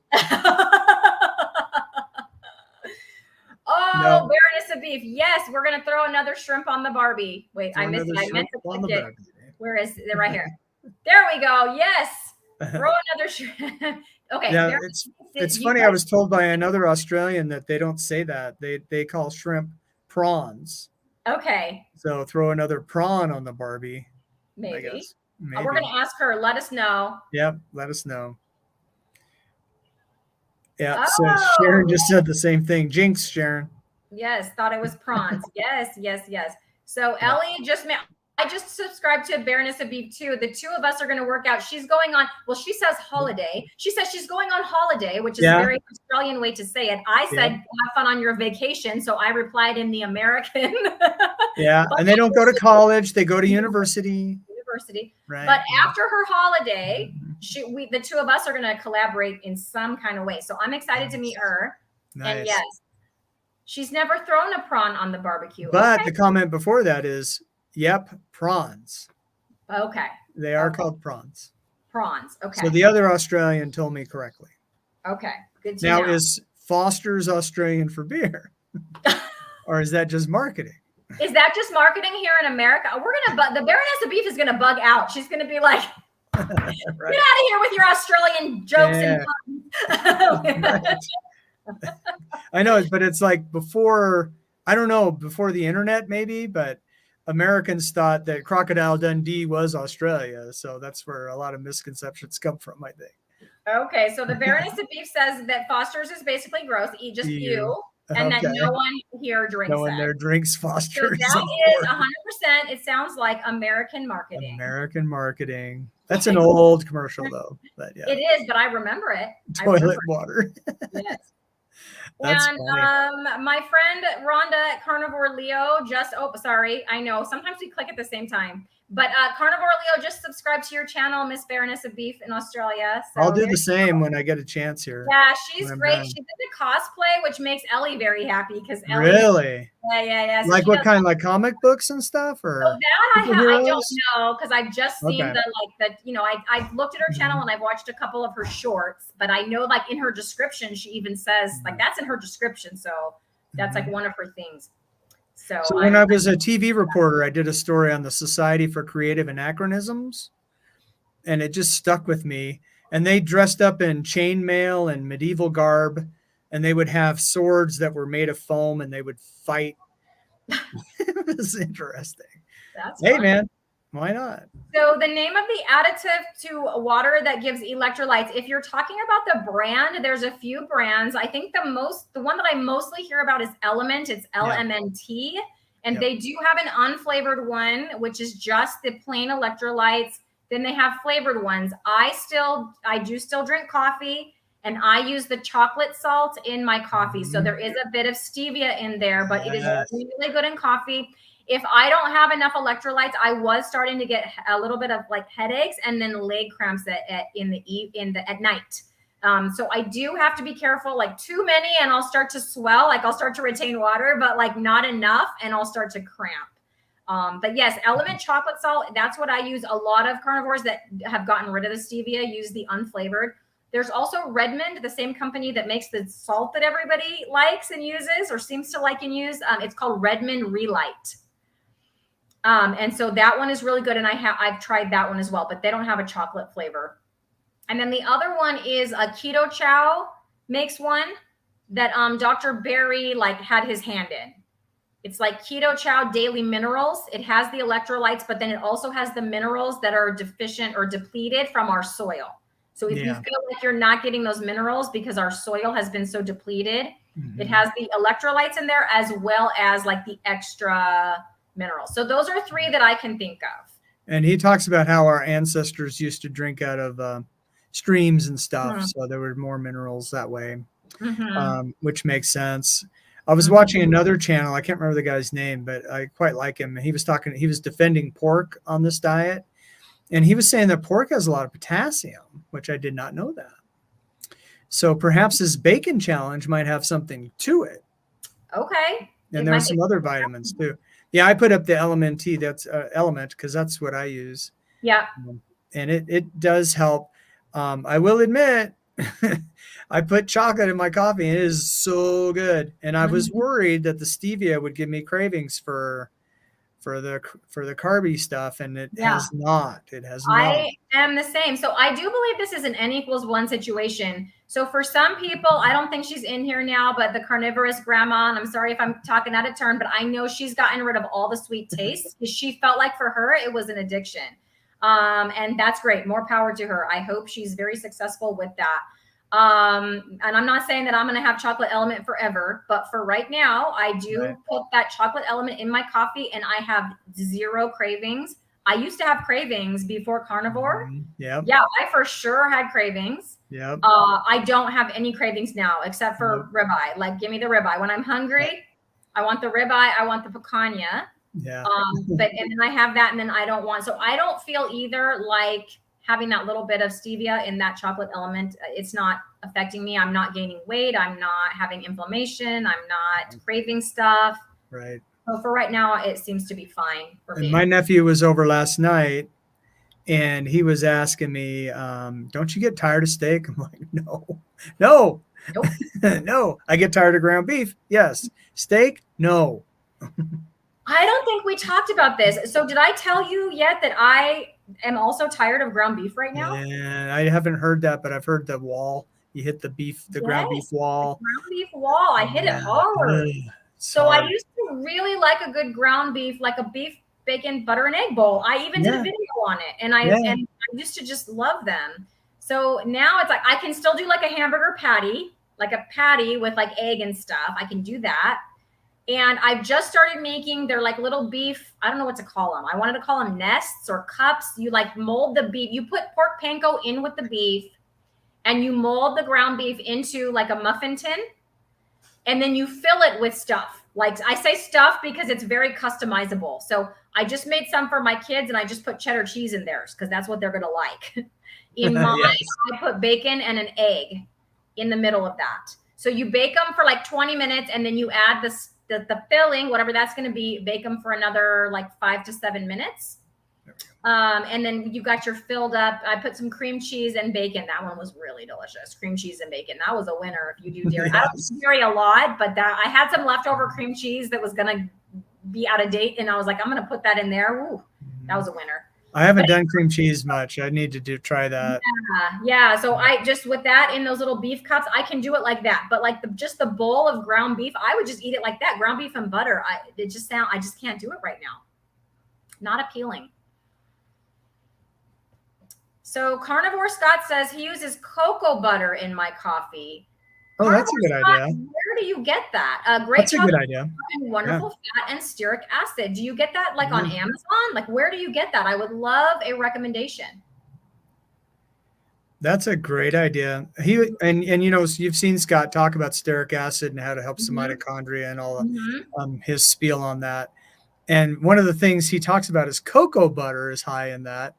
I wonder, you know, if that sounds good in your coffee too. I don't know if there's other, I mean, some people really do try to avoid plants on this diet. Others don't need to as much or don't care as much. And I don't care what people eat, but so I'm wondering if cocoa powder, cocoa butter, you know, that's a really good idea, I think. Wow. Yeah. Yep. Oh, thanks. Did somebody ask that? Yeah. Yeah. The Bypass Carnivore was asking what your channel Oh, is. oh, hi, Bypass Carnivore. I don't know if Apparently I've. he's watching on my channel, I guess. Oh, okay, cool. Yeah, nice to meet you. Thank you. Oh, thank you. I appreciate that so Sweet. much. Great Yeah, idea. Cristie cranks out videos like 2 a day sometimes, sometimes. plus the lives, plus Yeah, the shorts. yeah. I yesterday I was like, well, I got an hour and a half till Lioness. I think I'll cook my. I tried a grass-fed ribeye that actually looked good. Like the grass-fed I've tried up to now has Yeah. just been too lean.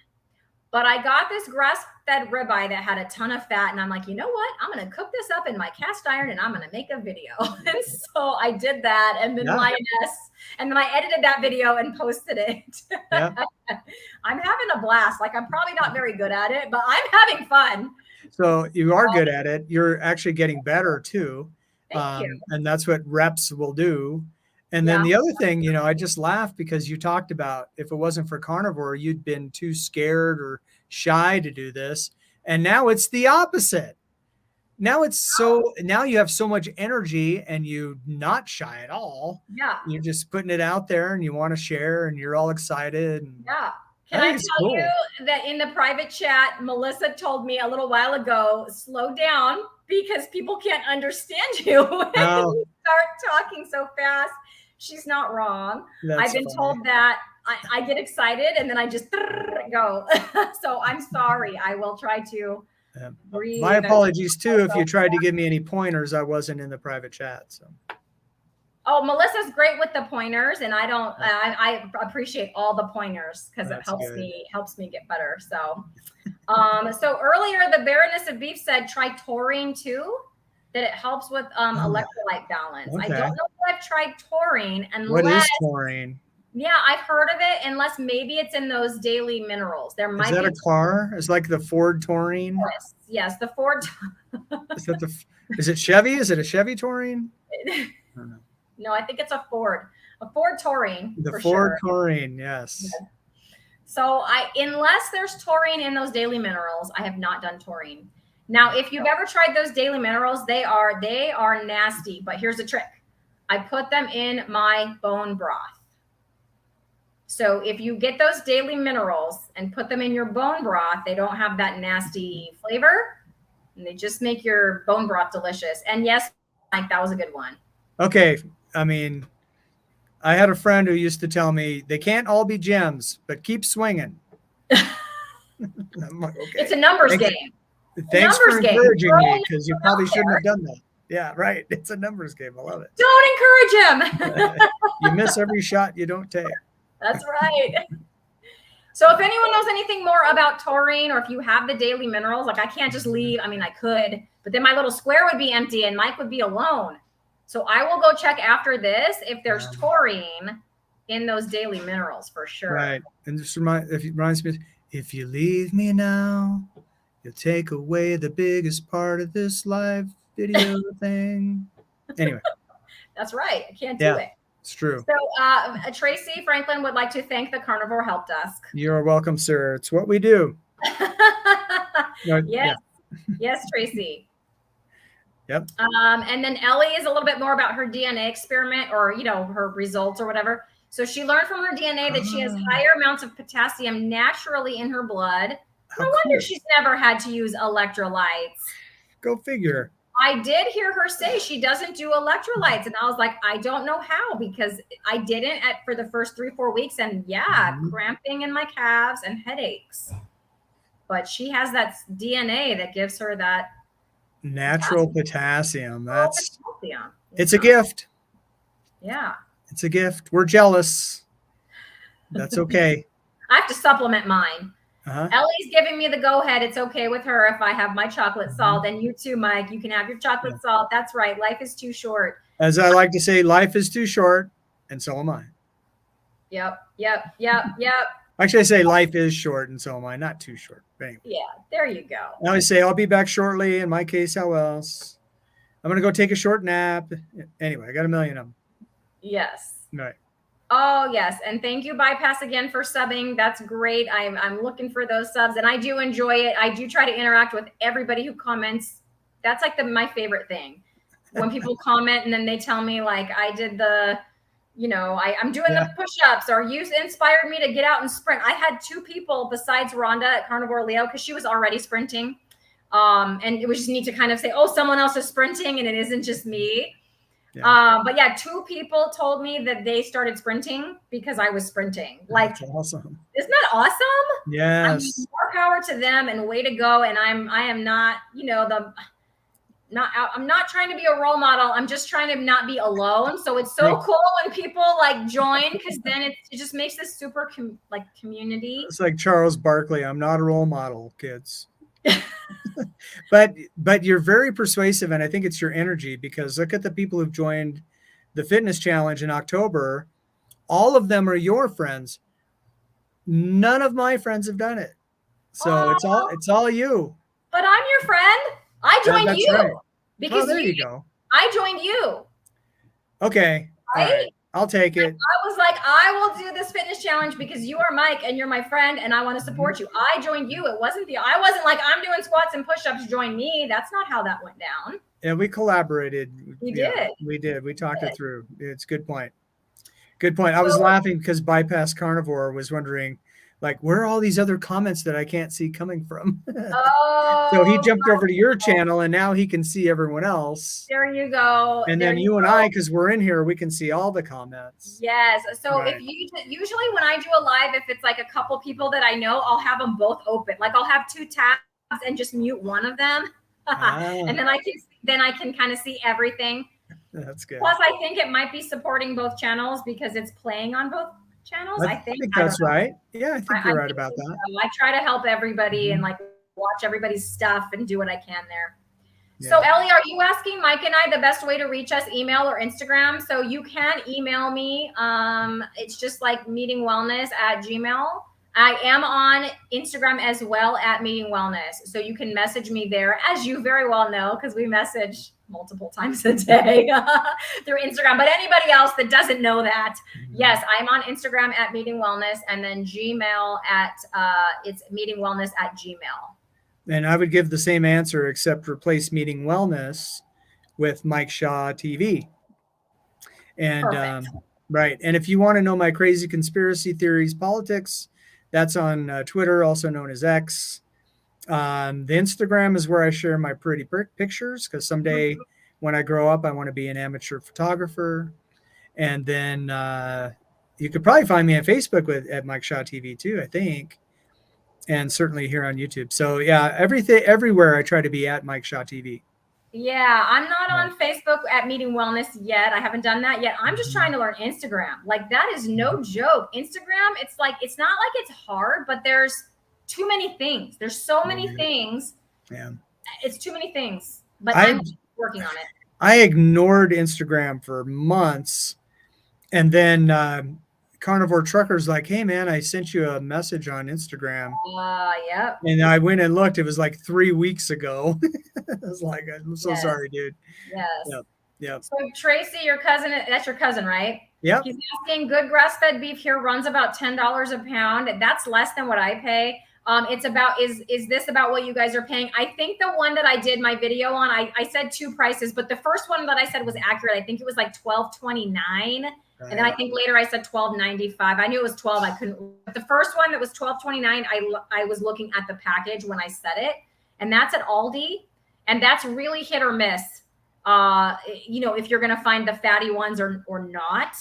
But I know my family and I are gonna share a cow, but I don't know when that's gonna I just gotta do it. I have to take charge of that and just be like, on this day we're going to the ranch and we're buying our cow, because it's just kind of like this idea that we're going to do it, but nobody's doing it. Just the way you said it. It sounded like a pride of lions just took down a cow and was like, we're going to share this cow. We're going to share this cow and we're going to do it right now. And I'm just going to drag my brother by one arm and my mom by the other arm and pull him over there and do it. I think it ends up to be, I don't know if this is right, about $8 a pound. But then you're paying $8 a pound for ribeye. You're paying $8 a pound for ground beef. Right. And it's grass-fed, grass-finished. They also do grass-fed, grain-finished, which I am not against, but my brother is he wants grass-fed, grass-finished. Right. So I don't have a lot of experience with, I mean, just regular grocery stores. Grass-fed steaks are through the roof. You know, you're paying Mhm. 18, 20 bucks a pound, probably what I've seen anyway. But you can get grass-fed beef at Costco. There are 3 packs of a pound and a quarter each, so it's 4 pounds for Okay. $20, Okay. And and is they're that ground beef? grass-fed. Yeah, it's ground beef. It's Ground beef. 85.15, I believe. Yeah. So See, I that's the best ate deal I've seen on grass-fed ground beef is at yeah, Costco. Right. yeah. But I'm just not really down with the ground beef right now. With those Right. exceptions, like the beef patties, like I said, I can still do, and the little beef cups that I make because you can fill it with Mhm. stuff like eggs and bacon. That makes it, I can do that. Right. But yeah, the steaks I got were ribeyes, grass-fed boneless ribeyes, and they were just about a little over $12 a pound. But it was really good. The one that I got happened to be a nice fatty one. It was good. Yeah, those are great. Yeah, the one you cooked up looked delicious. It's funny on camera, you couldn't tell they were half pound each. They looked bigger than that Yeah, on and like camera. it was thinner, so it was like a Yeah. 2 pack. It came in a 2 pack, like all Uh-huh. put together, and I just opened both of them because I'm like, if I eat both of these, it's a little bit over a Yeah. pound. But That's they're usually how I find my chuck eye. And so my chuck eyes usually, it's gone up. It used to be $8 a pound or less. yeah, Now it's like 11. yeah. Excuse me. Yeah. Again, that's something in California that they don't just have. So Uh, I've seen people do shorts or videos where they're in the grocery store with their, filming, and there's like just chuck eye just out. mhm. That's not a thing. So I'm gonna have to go and see if I can ask for it because that's something I do want to try. It's Everybody hard to raves. find. It's hard to find. You have to be the first one at the store waiting when they Okay. open, Okay. pretty Okay. much, because All right. it goes so fast. Yeah. Yeah. Yeah. Yep. All right. Well, Kind of I'm like gonna. the concert days when you spent the night so you can be in the front row to watch Ted Nugent. I mean, if you're my generation. Yeah. I'm like, I don't know what you're saying. Right. No. Sorry. Right. Sorry. Your lips are moving, but the words don't make sense. The words are not making sense. They're You might not. as well be speaking Greek. I don't Right. know. Yeah. So Ellie wants to know if that's your real background or a green screen. I think she might have left, but just in case if she came back on or somebody else is on. So let me take you on a tour. This is my folks' house. There's my VW. And these are the mountains So amazing. of Montana. So if So that was a green screen, could I have done that? I don't think so. Probably not. I'm not a tech wizard, but I'm going to guess no. And I'm not a wizard. I'm not a wizard of any kind, magical or otherwise. I like tech. Yeah, Ellie is here. She says she loves it. So beautiful. The dream. Yeah. It is beautiful. My grandfather used to live in Montana, but by the time I came along, he didn't live there anymore. So Yeah, I'm here for a week visiting the folks, and then Yeah. it's back to Iowa. So are you coming back Saturday, or like is it Sunday to Sunday or Sunday to Saturday? Yeah, I'm leaving Sunday after church again. So Oh, okay. That's what I yeah. was wondering. Okay. And cool. so I'll get back Monday night. It's Cool. a 18-hour drive. That's a lot of driving. I know. So We drove from California to Colorado last summer, my son and I. We took turns. It was just the two of us. Yeah. That's halfway across. Thank you for those of you that are counting. And so like, what was that? 1,500 miles or something. Yeah. And at that time he had his driving permit and he needed to get his hours, so that he could get his driver's license. Yeah, perfect. Yeah. So I drove some, he drove some, he drove that stretch of 15 out towards, Las Vegas, Yeah, right. all of that. So yeah, that was, we had a fun time. That was a fun trip. Yep. Yeah, when I came up last June for Father's Day week, and I drove from Lubbock here. It's 1,500 miles, and Wow. I did something really dumb. I drove back straight through, 22 hours straight through driving back. It was really dumb. It was not safe. I was like, really fighting it by the time I got home, but I made it. There you go, Ord and Janet. Hugs all around. Who are Ord and Janet? Oh, your parents? Is that your parents' name? Hi, Ord and Janet. If you're watching on the TV, They might be. they might be. You said they might be. Yep. All right. Well, I'm going to see if there's any comment. I mean, I'm way down on the comments. Yeah, well, that's okay. I've got to go pretty soon only because I my know. battery's fixing to die. Yeah, yeah, that'll happen. It's a laptop, you know, I don't have a plug-in out here, so. Yeah, for sure. I know when Yeah. if my laptop isn't plugged in, if I'm streaming, like I do notice the battery just, I could switch to my iPad though, so, but we're fine. We're fine. So, your cousin says, thanks again, help desk. You're welcome. It's what we do. Oh, Rhonda, thank you. Beef and eggs are high in taurine.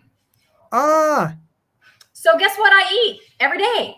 beef, Beef and eggs. eggs. Yeah. How did you know? How did he know? That's fantastic. Yeah. So I ate four hard-boiled eggs at lunch. I was hungry. Like I said, I usually eat 2 or 3. I ate 4 today. Yeah. Because I'm just getting hungrier with my exercise. And then for dinner, I had 3 of those, like the ground beef cups, but 2 of them had an egg in it. So I had ground beef, and then I had so that was like 2 more eggs, and then some bacon and like that in there too. Yeah. And it was cool because on the way here, I told you I made a stop, and my ex-wife's sister, who's a friend of mine, she gave me a dozen eggs from her chickens. And I had 2 of those today. Those yolks were huge. Just these giant yolks. I was like, oh, this has to be so good for you. So full of taurine. I feel strong. So do you feel like your immune health and nervous system function have been supported? Because Copper's Carnivore Kitchen says that taurine is an amino acid that should be doing those things. Wow. Well, I'm thankfully hasn't been tested, but I'm hopeful that that is the case. Yeah, I've certainly heard from a lot of carnivores who don't get sick or don't get sick very often. So I haven't been sick. Now, I think part of it is carnivore. I certainly haven't been sick since carnivore. But I will tell you, we teachers, because we hang around the germs all the time, we just don't get sick. The first 5 years in the classroom, you get sick every other day. Right. And after that, your immunity is buff. Through the roof. Yeah, buff is, no lie. But yeah, I know the carnivore is making it even better. I mean, there's kids just coughing all over you. And I mean, just they don't cover whatever, Yeah. Kids with fevers. Next thing you know, oh, they're puking in your classroom. You've been exposed to all that stuff and you just don't get it. Well, I grew up in the 70s. And so when you're growing up in the 70s, instead of having 72 vaccinations before you go to school, you had 3. Right. And then we basically, you were in or out of the house, and when you were out, you don't come home. We didn't want to come home till the street lights came on. Seriously. We're riding our yell at me. If I say too many times, get out. Get out or stay in, but stop it. We're riding our Schwinn bicycles with the banana seats, building ramps and the streamers, jumping over each other, or putting the putting the cards in the spokes to make it sound like an engine. Yep. Climbing when I was a kid, so I'm not I was born in the 70s, but I consider myself an 80s kid because I was born in 75. So the 80s are where I can start remembering. Okay. So we lived a few houses down from a high school. And in the 80s, the schools weren't locked up like they are now. So there was a big parking lot with speed bumps. So we would ride our bikes over there and jump off of the speed bumps. Yeah, all day long. Yes. All day long. All day long, and you scraped up your knees. No helmet. No. Helmet? What's that? No helmet. And we ate dirt, not on purpose usually, but Probably ate some, and then drank out of the hose to wash it down. Drank out of the hose. Yeah, yeah. So ran the sprinklers. Right. So our immune system buff. Mm-hmm. Just because of the way we grew up. Yeah, for sure. Yeah, I think it made a difference. I think so. Yeah. So Bypass Carnivore says that they're going to look into taurine because they don't know anything about it. Copper's Carnivore Kitchen has given us a few tidbits here. Here's one. Most of the time your body produces enough taurine on its own, but supplements can also help you meet your taurine needs. Okay. Yeah.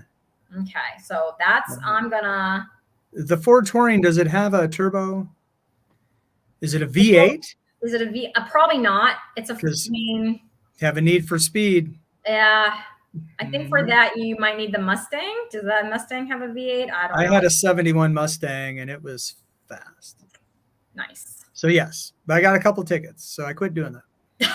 Stop it. Made by Volkswagen. Yes, the Volkswagen Taurine. I know it's a funny story about my Beetle. last year I posted a picture of the Beetle with the mountains behind it, put on Facebook, and one of my high school friends put, "Is that your girlfriend's car?" So ever since then, that's my chick car that I have.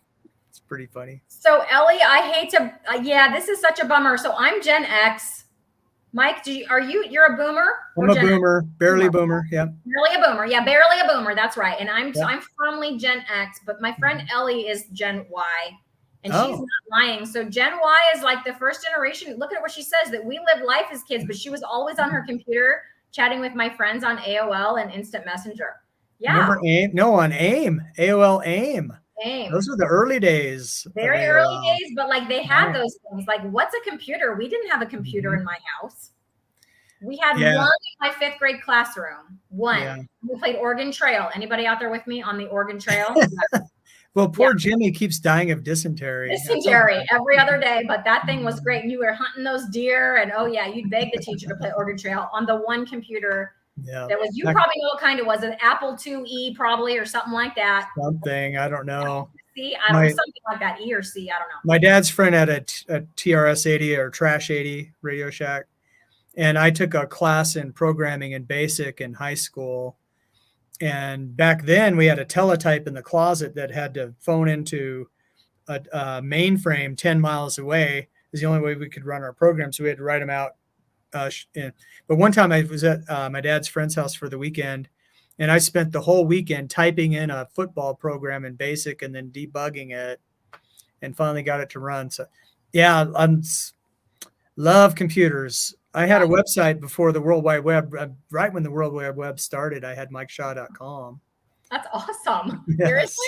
Back when it was like the modem, like the sound of like, what was that sound? Yeah. When you're you'd get a phone call and it would knock you off the internet. Yes, it would knock you offline. Yes. So Sharon, I was literally, okay, not literally because it was in my brain, but in my brain, my inner Cristie was laughing out loud. My high school had a computer room, but no computers. Right. And like, I think Tracy's still in here. So I think Tracy's still in here. Tracy was more advanced than me. He had a bulletin board that he ran, back in the Prodigy AOL days. But he ran his own server that people would dial into and trade files and stuff. And Tracy's a couple years older than I am, definitely a boomer. And he's my geek that I went to when I got Doom and couldn't run it on my 486DX with 256 megabyte hard drive. Mm-hmm. He taught me how to edit my config sys and autoexec bat to get my put my memory in high memory to free up the memory to run Doom, which then I let my 4-year-old son play because I was a bad dad. So yeah, you're speaking gibberish again. I'm sorry. Yeah, config sys. I don't know what you're talking about. I remembered what you said though. Config sys. Yeah. I don't know what that means. But I do remember that we had one of those printers with like, the sides that you had to tear off that were like separated sides with the little holes. Yeah. And you would feed through like that, and then you had to tear them off. I remember tearing those off of my homework. The dot matrix printers. Dot matrix, thank you. Yes, a dot matrix printer. We had one. Yes. And the computer we had to go with it. I don't know the fancy words, Mike. But the computer we had to go with it only had about 4 colors. It was like white and green and you know what I mean? Blue and red, I think. That was it, all the colors. Yep. We had one of those. Funny. Yep. And there was games. It was like an Olympic game and you could like do diving, I remember. But it was like the big floppy disk, like this big. Yes. Big one, and then like 4 colors. But you could backed up on a cassette tape, a little cassette tape. Yeah. Yep. So that's what we had when I was in high school. I was in high school. Like, wasn't that fun? We certainly weren't chatting with our friends. There's no internet. So there's Becky. Becky helped her kids with a web-based newsletter. That's not in the 90s. So that was early days. Dude. That's before broadband was really catching on. So in 1997 was the year I graduated college. Okay. And when I was at college, so I went to college from 93 to 97. And you could use the internet for like research papers, but that could not be all your sources. So they'd be like, if you were going to use the internet, it was like, let's say you needed 4 sources, internet, and the other 2 better be from the library, like from a real book, because the internet's not real. Yep. That's pretty funny. That was a real thing when I was in college. Yes. That's good. Yep. Yeah, I was on the debate squad, so we spent a lot of time in the library, in the periodic table. I mean, not periodic table, the periodic cards, looking up magazine articles and then writing them by hand on 3x5 cards for our card file for Mm, when we would go to speech tournaments and do our debates. So, yeah, sorry, yep, kids. yep. Those are my walking to school uphill both ways in the snow stories. Seriously. Having to use the library. So for me, Ellie, it wasn't my mom, and it wasn't because I was on the computer too long. But my dad would get mad at me if I was on the phone too long. Yeah. Because there was one line. Nobody had cell phones. There was one line for the whole house. And I'd come home from school and I'd get right on the phone with my friends. Yeah. And he would be like, "Get off that phone. You've been with them at school all day. What could you possibly have to say to them? Get off." Yep. Yeah. Yep. Yep. That was our generation. You had one phone line and so if someone wanted to use the phone, you had to get off the phone. Yep. And depending on the pecking order, of course. Sharon says her college professors wouldn't accept paper printed with a dot matrix printer. Why? That's funny. Yeah, that is funny. When I was in college, those really weren't a thing anymore, so I don't know about that, but I wonder why. Well, once they came out with the laser printer, maybe that's why, because they were so much neater. That's true. Yeah, maybe that's why. Yeah. Yeah, but yeah, dot matrix that's what we had at the beginning. Mm-hmm. They were clumsy. It got better. Sure Tracy says, "I feel so old." Yes, sir, brother. Don't we all sometimes? Yeah, no doubt. That's funny. I have to tell my students things like they're just like, I'm like, okay, so like, because they ask me questions. I can't think of an example, but they're like, when you were little and they asked me things that are way off base. I'm like, no, that was like, do you remember black and white TV? I'm like, okay, like I know what it was, but when I was around, we had color TV. Like my mom remembers black and white TV. Right. But our TVs were this wide. I mean, they were right. Oh, and this deep. Yeah, right? That's what I meant. They were, yeah. Deep. You couldn't hang them on the wall. I remember rabbit ears, I remember rabbit ears and like no cable because we couldn't afford cable. Yeah. Yes, that was my dad's remote control. I was my dad's remote control too. Exactly. Yeah, you change the channel. Right, and you know what? I wasn't in control of what we were watching. If my dad was watching the news, guess what I was watching? The news. I'm trying to let that. Look how beautiful that is. Yeah, I'm trying to see if it'll get the exposure right, and I'm trying to get it straight. It looks better in person. Yeah, I'm sure it does. I could never get those. Like I take pictures of my sunrises when I was sprinting. It would never. Yeah. You're like, what are you talking about? But no, it was beautiful in person. I promise. Yeah. Let me see. I didn't get a very good rainbow shot on this phone, and my other phone's somewhere else. Let me see. So somebody, where is it? There's Tracy remembers the black and white television watching the moon landing. Whoa. That is cool. That is cool. I was kindergarten. Was it kindergarten? I was kindergarten or first grade. It was 69. Yeah. So probably first grade, because I was born in 63. I would have been 6. Okay. Yeah, so probably first grade. You remember? Like, can you remember that as being a big deal? deal? I remember us talking about it. Okay. But I think I have it mixed up with one of the other Apollo missions because one of the early Apollo missions, they had the lunar module was called Snoopy, I think, and they were using Peanuts characters. And I don't think that was Apollo 11. So they're kind of mixed up in my memories maybe, but I do remember it a little bit. Yes. And my dad used to wake me up for all the Saturn V launches. So I watched all those growing up. My battery's running low, it says, but if you lose me, I'll just come back in on the iPad. All right. Yeah. My elementary school experience, unfortunately, was in 5th grade was the Challenger explosion. Yeah. So I remember being at school and it was like, they stopped everything. The 5th graders got pulled out of class. I don't know why, but I mean, I don't know why the adults chose to do this, but they pulled us out of class and put us all in a room, like with a TV. And we were like watching footage of it, like when it happened. And everybody was crying. And it was like, that's sad. That is sad. I watched that happen. I was before work or something. And it was the day before my birthday. It was the 29th of January. And when it exploded, we were all shocked. And so I was doing radio at the time. I was a top 40 station, and I talked to our news director, and he talked to some other people, and I ended up being one of the people who gave a speech at the county courthouse at the memorial a couple days later. kind of representing the younger generation because I forgot how old I was, 23, 22, 22 maybe. Anyway, yeah, that was now. And then when and I can't remember what was it, the Columbia that burned up over Texas? Yes, I remember Yeah, that one too. That one was upon reentry. on reentry, right? Instead of on takeoff. So yeah, we Right. were actually in Florida like right after that and visited Mm-hmm. there, and they had the whole memorial and all of that. Right. And part of my speech was, this is part of exploring space. This is when you push the envelope, and we're not going to stop. So, Yeah. and we remember them Yeah. and honor them, but it's part of the process, unfortunately. Unfortunately. So yeah, so we can all kind of remember where we were. So Becky was had just gotten back from her aerobic dance class when Right. Challenger happened. So yeah. And then Ellie, just because she's younger, so her comparable event to that would be like during 9/11. Yep. I remember that. I did a little short on that on 9/11 because I was like a second-year teacher. Oh, wow. At the time that it happened, I'm like, well, are we under attack? Like, do we go to work? Like, is the whole country on? Like, what's going on? And then we got the word that yes, school is going to be open and you have to come in. And then your thoughts go to like, well, the kids are going to be scared. Nobody know. Like, I'm scared. The kids are going to. So that was a day. That was a day.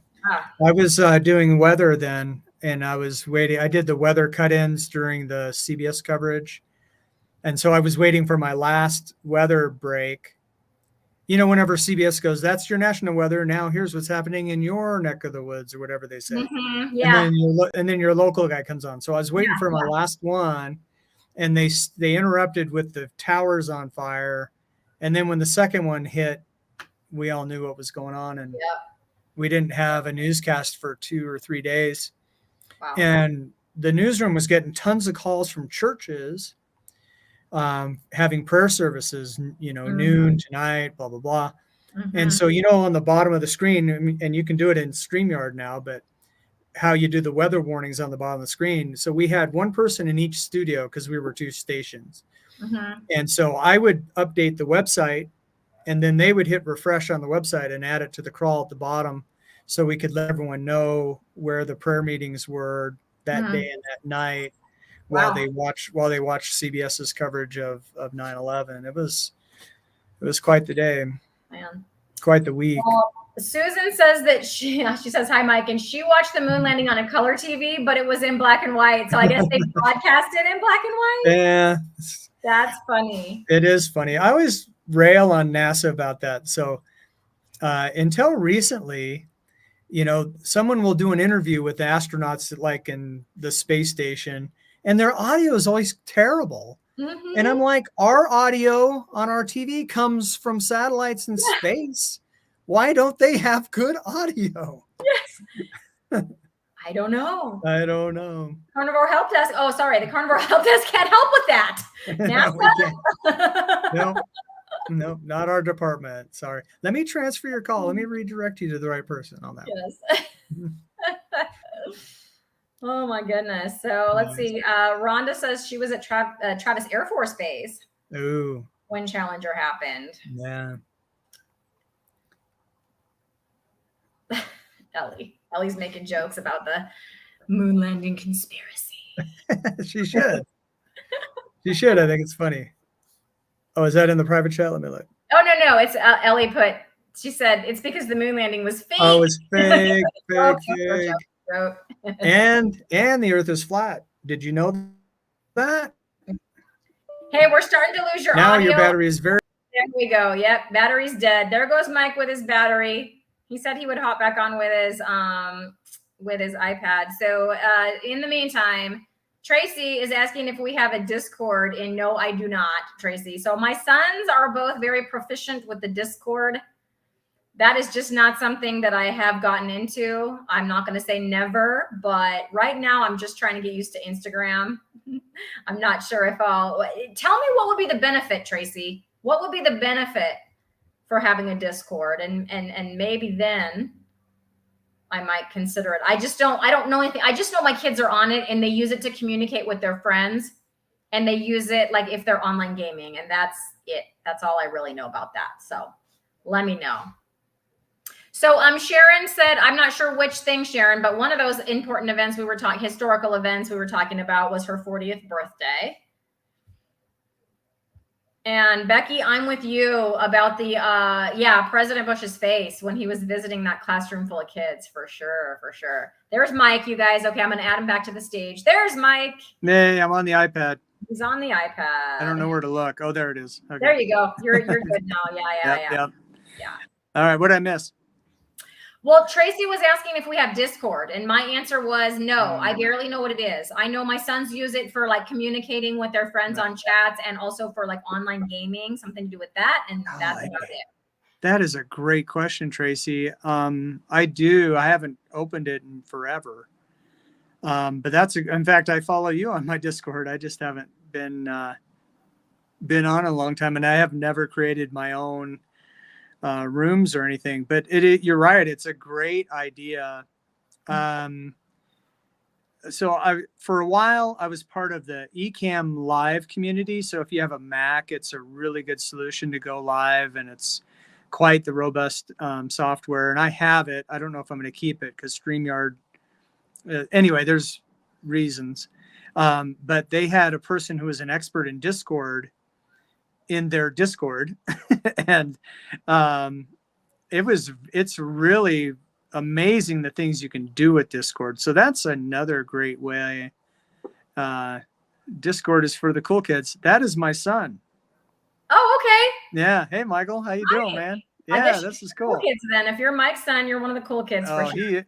He is the cool kid. Is he the one that wants you to stay alive? You were talking about earlier. Yeah. I told him that you texted me, Michael, about my push-ups. So I got him done today.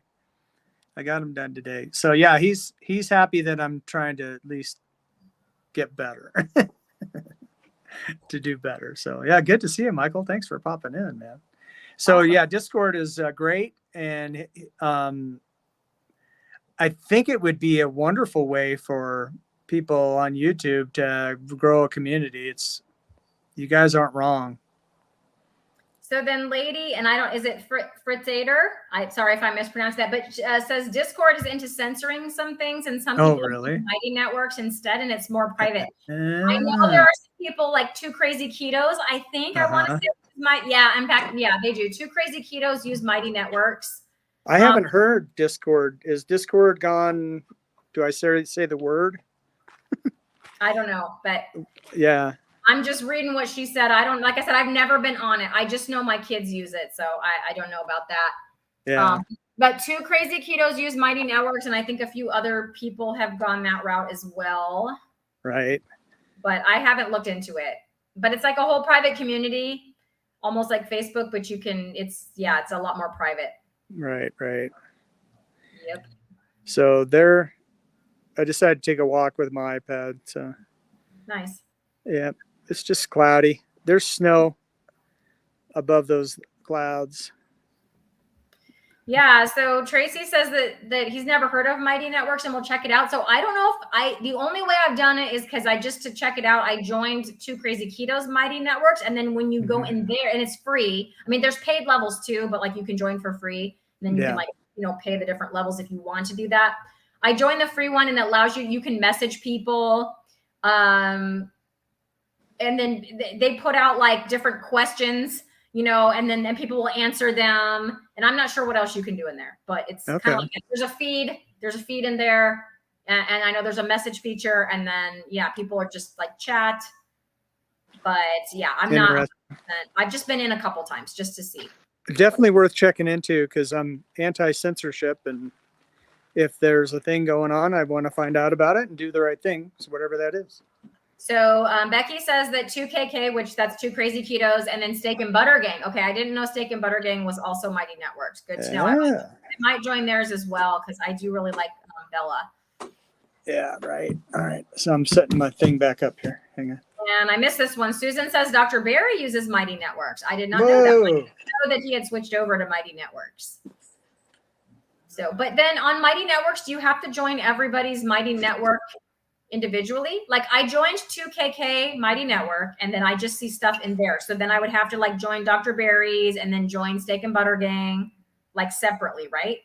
That's different from like, let's say Facebook, where you're just on Facebook and it's just kind of all like you can follow people, but it's just all in one. Right? That's crazy. I don't know. I don't know.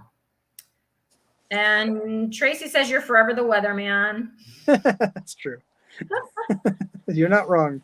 Yes. And Ellie says that mountain, and she's in Florida and she's so used to flatlands. Yes. She wants to be in a place with 4 seasons. I think the highest elevation in Florida is 600 feet, if I'm not mistaken. So Something it's something like that. Yes.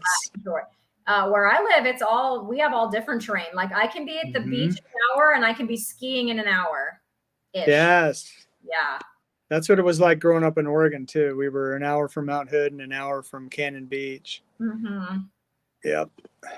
That's good. It's nice. Desert, like a couple hours away. So my brother's like into trophy trucks and he does all that desert kind of stuff. And so he'll take his RV out there and camp, and you can be out there in a couple of hours too. Yeah. I just saw Becky here about checking out her rain short from yesterday. So make me feel like I'm back in Oregon. It's been raining, chilly rain here the last day and a half. It has reminded me of home. I love that.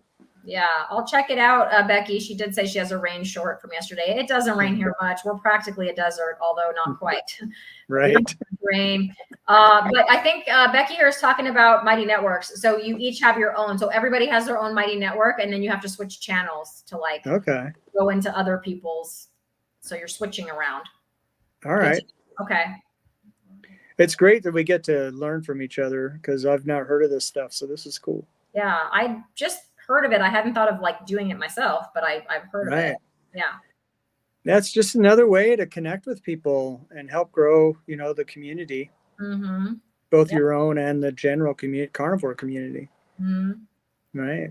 Yeah, I met the coolest people doing this. So yesterday on Lioness, we gave away a mug, and the lady that won, although she didn't give me her address, I need her address so I can send her the mug. I emailed her back like, I need your address so I can send you the mug. But she gave me like 2 or 3 paragraphs about like her carnivore journey. She's like a professional weightlifter or a competitive weightlifter or professional. I don't know. She's training for the Pan Am Games. You need to have her on too. Seriously, I'm like, she needs to come on and be a lioness. So I'm gonna send her another email and maybe think about that. And Ellie says, speaking of lioness, so Ellie, I'm down 100%. When we make it big with Lioness Lifestyle, we should make a Lioness Lifestyle Mighty Network. That's right. Yes, it's Lioness Lifestyle. We are booked through like part of January. Yes, I saw that. Every single week. I took some down because it was just like so many. Like I'll put them back up when it gets closer. But yeah. Yes, I saw that. Come on, and I'm having the best time. But yeah, I couldn't believe she's telling me all about her. So she lost 35 pounds. This lady that won the mug yesterday, she lost 35 pounds, but without losing any of her strength. And she's doing all this competitive weightlifting, and she's in different countries that I cannot remember. I'm sorry, but she's like going to be going to like the Pan Am Games in like a couple different countries. Right. To do that, and here she is on my little lioness show. It's so awesome. It's not so little anymore. People are, hearing about it, and it's having the best time. That's so good. So, yes, Ellie, I agree. We need to make a Lioness Mighty Network for sure. Oh, no doubt about it. Ellie says she wrote back with her address. Thank you, Ellie. Yeah, we share. Ellie is my fellow hostess there on Lioness, and you guys have quite a team. I love our team because let me tell you, when one of us isn't, like Ellie was doing some recruiting and then she's like, I just can't do it. And I'm like, I'll do it. So then I took over, and then Lindsay's like, oh, let me get all the descriptions in there because it's a lot of work. But between the 3 of us, I mean, it's great. Yep. And you guys have great rapport on air, and then you bring on really interesting guests. So I missed the last one. I haven't seen all of them, but I've seen I've been in, I've been there for a couple, and didn't win the knife. What else did I not win? The mug was, so we only did 2 giveaways. It was a mug yesterday, but you weren't there. So I wasn't there. No. I gave it away to the weightlifter instead. So I got to get on and make sure that gets shipped out to her. Yeah. Yeah. My nephew was here for dinner, so I was hanging out with him. No, I get it. Hadn't seen him in a year. It was Nia, and she's excellent. So she has she ties in a lot of like wellness stuff. So she was very, very interesting. And she had her sweet little 3-year-old there that she was taking care of. But no, she does yoga, and she even does like, what's that called? Like aerial yoga. Because I was like, what is that apparatus that you have going on in your video? She's like, oh, that's for aerial yoga. Like, what? Aerial yoga? Aerial. And then she said, you can pack that whole thing up and pack it and then like set it up outside and do air or take it with you. I'm like, wow. So yeah, she's all like flying through the air yoga. Yes. Okay. Like on like a trapeze. I don't know what to say. It's like a hammock. Yeah, I don't know. It's good training for the circus. Serious. I mean, that takes some muscles. I'm telling you. Yes, and thank you. I have to put this up. Thank you. We love you too. Yeah. You guys are great. So all the boomers are coming out. So see, Mike, nobody else is committed to being a Gen X on here right now. There you go. 1963. I think Tracy's 60, I think. Yeah. See? Yeah. All the boomers. I love it. And then and then Ellie, who's Y. I haven't seen any fellow Xers yet. No, my son's a millennial. So if he's still here. So that's a Y. 1989 millennial. Yeah. There's another one. See? Yes. You're in great company. I am in great company. I knew that. Becky 62. Becky. We could have gone to high school together. Yeah, absolutely. Except we were in different parts of Oregon. But other than that. Yeah. Oh, look, there's some information for you, Mike. Aerial yoga is a type of yoga that uses a silk hammock or sling to perform poses in the air. Okay. Now you know, Carnivore. Now I know. Cristie. Thank you. I will never try it, but that's good. I don't think I'll be trying it, but I'm happy for those who do. Amazing that she's able to do that. She didn't really talk about that. I asked about that because I was like, what you got going on back there? And then, Right. Yeah. Hello. Yeah. So Ellie is a proud millennial. Oops, I just missed it. Wait. Perfect. There. Ellie is a proud millennial. You represent, girl. You represent. It's okay. Yep. I used to always joke that I self-identify as a millennial because I was good at tech, but I don't know.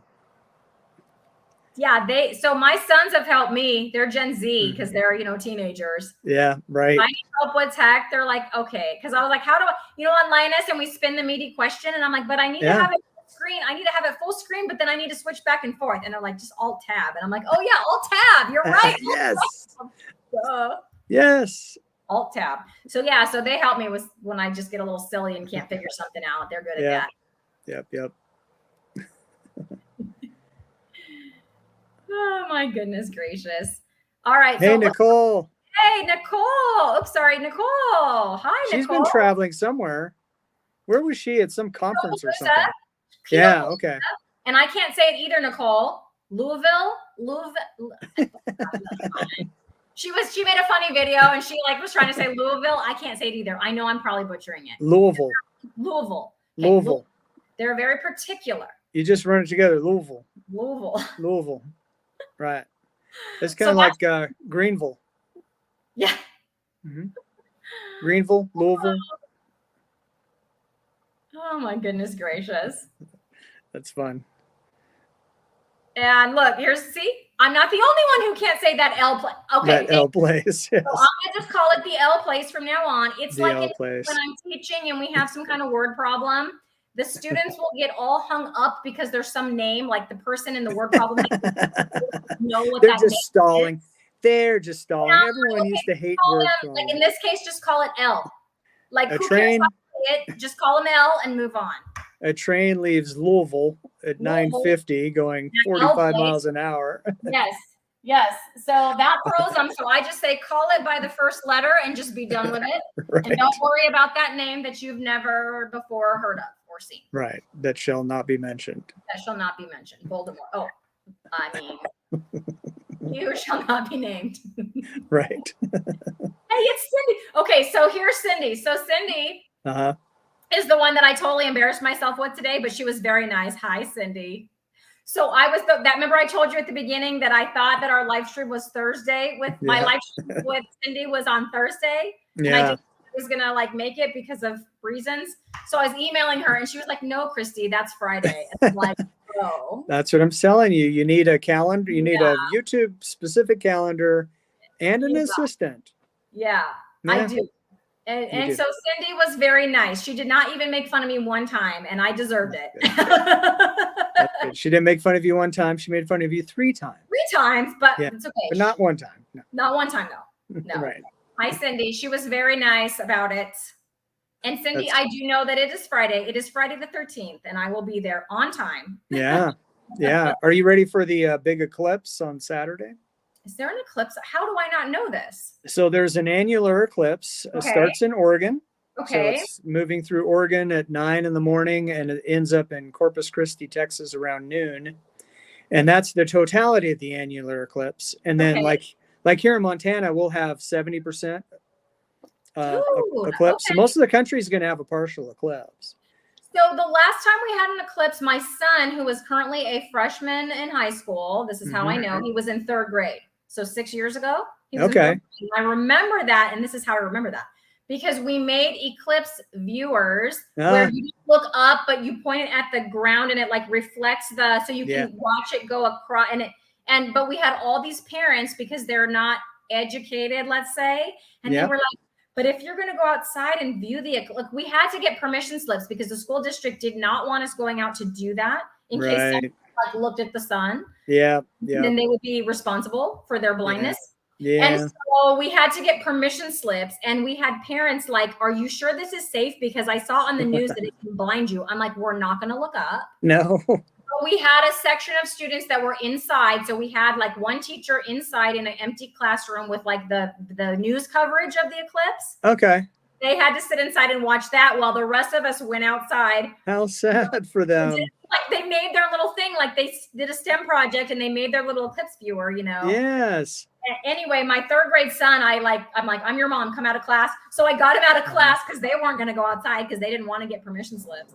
Yeah. But that's what I remember because I let him come outside and like do his little eclipse viewer. So when I was a reporter in Roswell, New Mexico, this was probably 1991 or 2. This annular eclipse is going through Roswell, and that one went through Roswell as an annular eclipse. And I did the story at the planetarium. So the planetarium was doing a bunch of cool stuff. And the light was coming through the leaves. And so every small opening in between the leaves and in the leaves was casting the eclipse on the sidewalk. Yes. It was the coolest thing. And it was great video too. And then we had another partial eclipse when I lived in Tucson. And I just had a ball cap and I turned it upside down and it was reflected. There were, 4 holes in it. And so I had 4 little eclipses on my deck. So since Becky said this, I'll do a confession time. And it's really not a confession because she said it was 2017. Was I carnivore in 2017 or keto in 2017, Mike? I'm pretty sure you answered no, I was not. So I will say this. So Becky said it was 2017. Yes, thank you for remembering the year. She worked for Royal Caribbean Call Center, and there was a big party with viewers, especially made. And then she remembered they had sun chips and other snacks. So I will say again, I did not know about the proper human diet, but we did buy those kids moon pies. Right. Celebrate the moon eclipsing the sun. That's pretty good. That's pretty good. So Saturday morning. I don't know what your coverage would be there.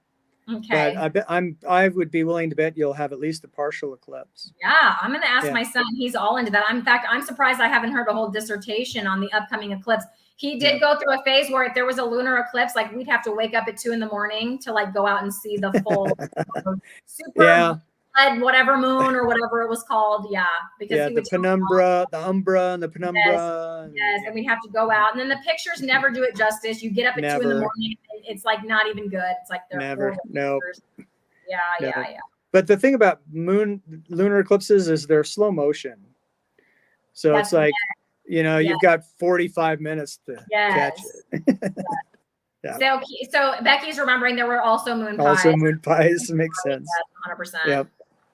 And Becky, you've got a new subscriber there. My friend Rhonda or Leo. Rhonda, you're awesome, by the way. I love all your stories.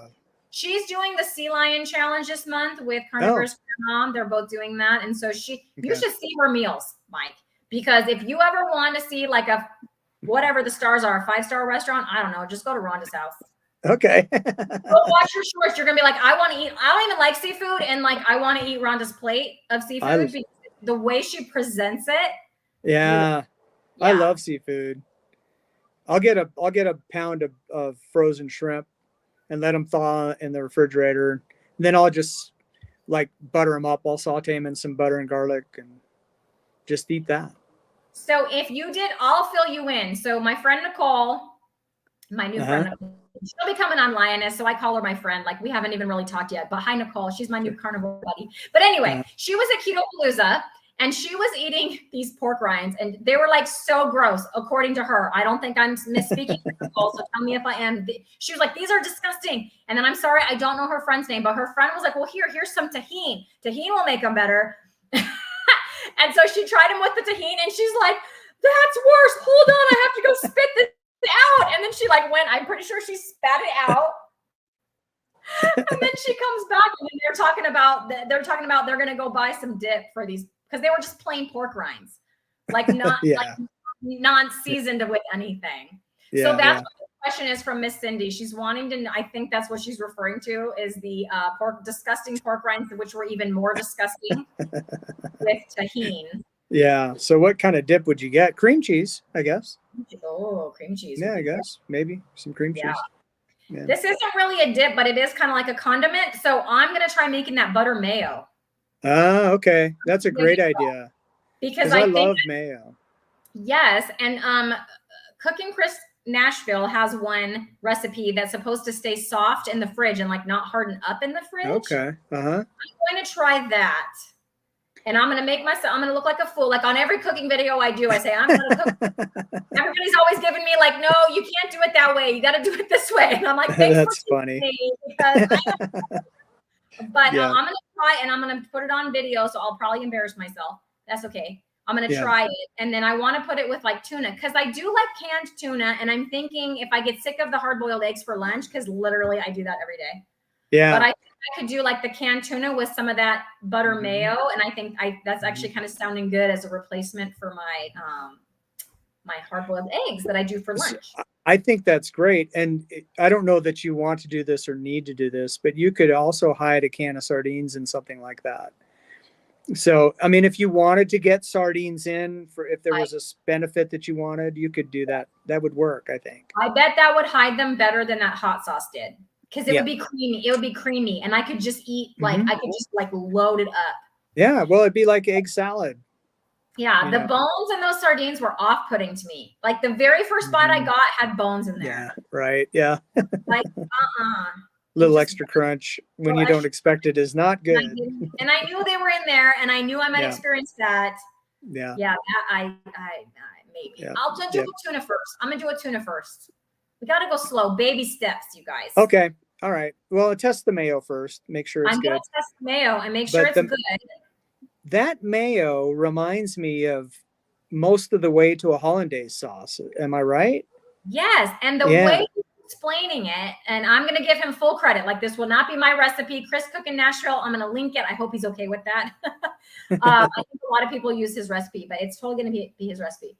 But yes, it's like you heat up the butter to a certain degrees. I forget the degrees, 140 or something. And then it it makes the egg so that it doesn't cook it, but it, whatever the word is. Again, I'm not a cook. I don't know. What's that word? Any cooks on Poached?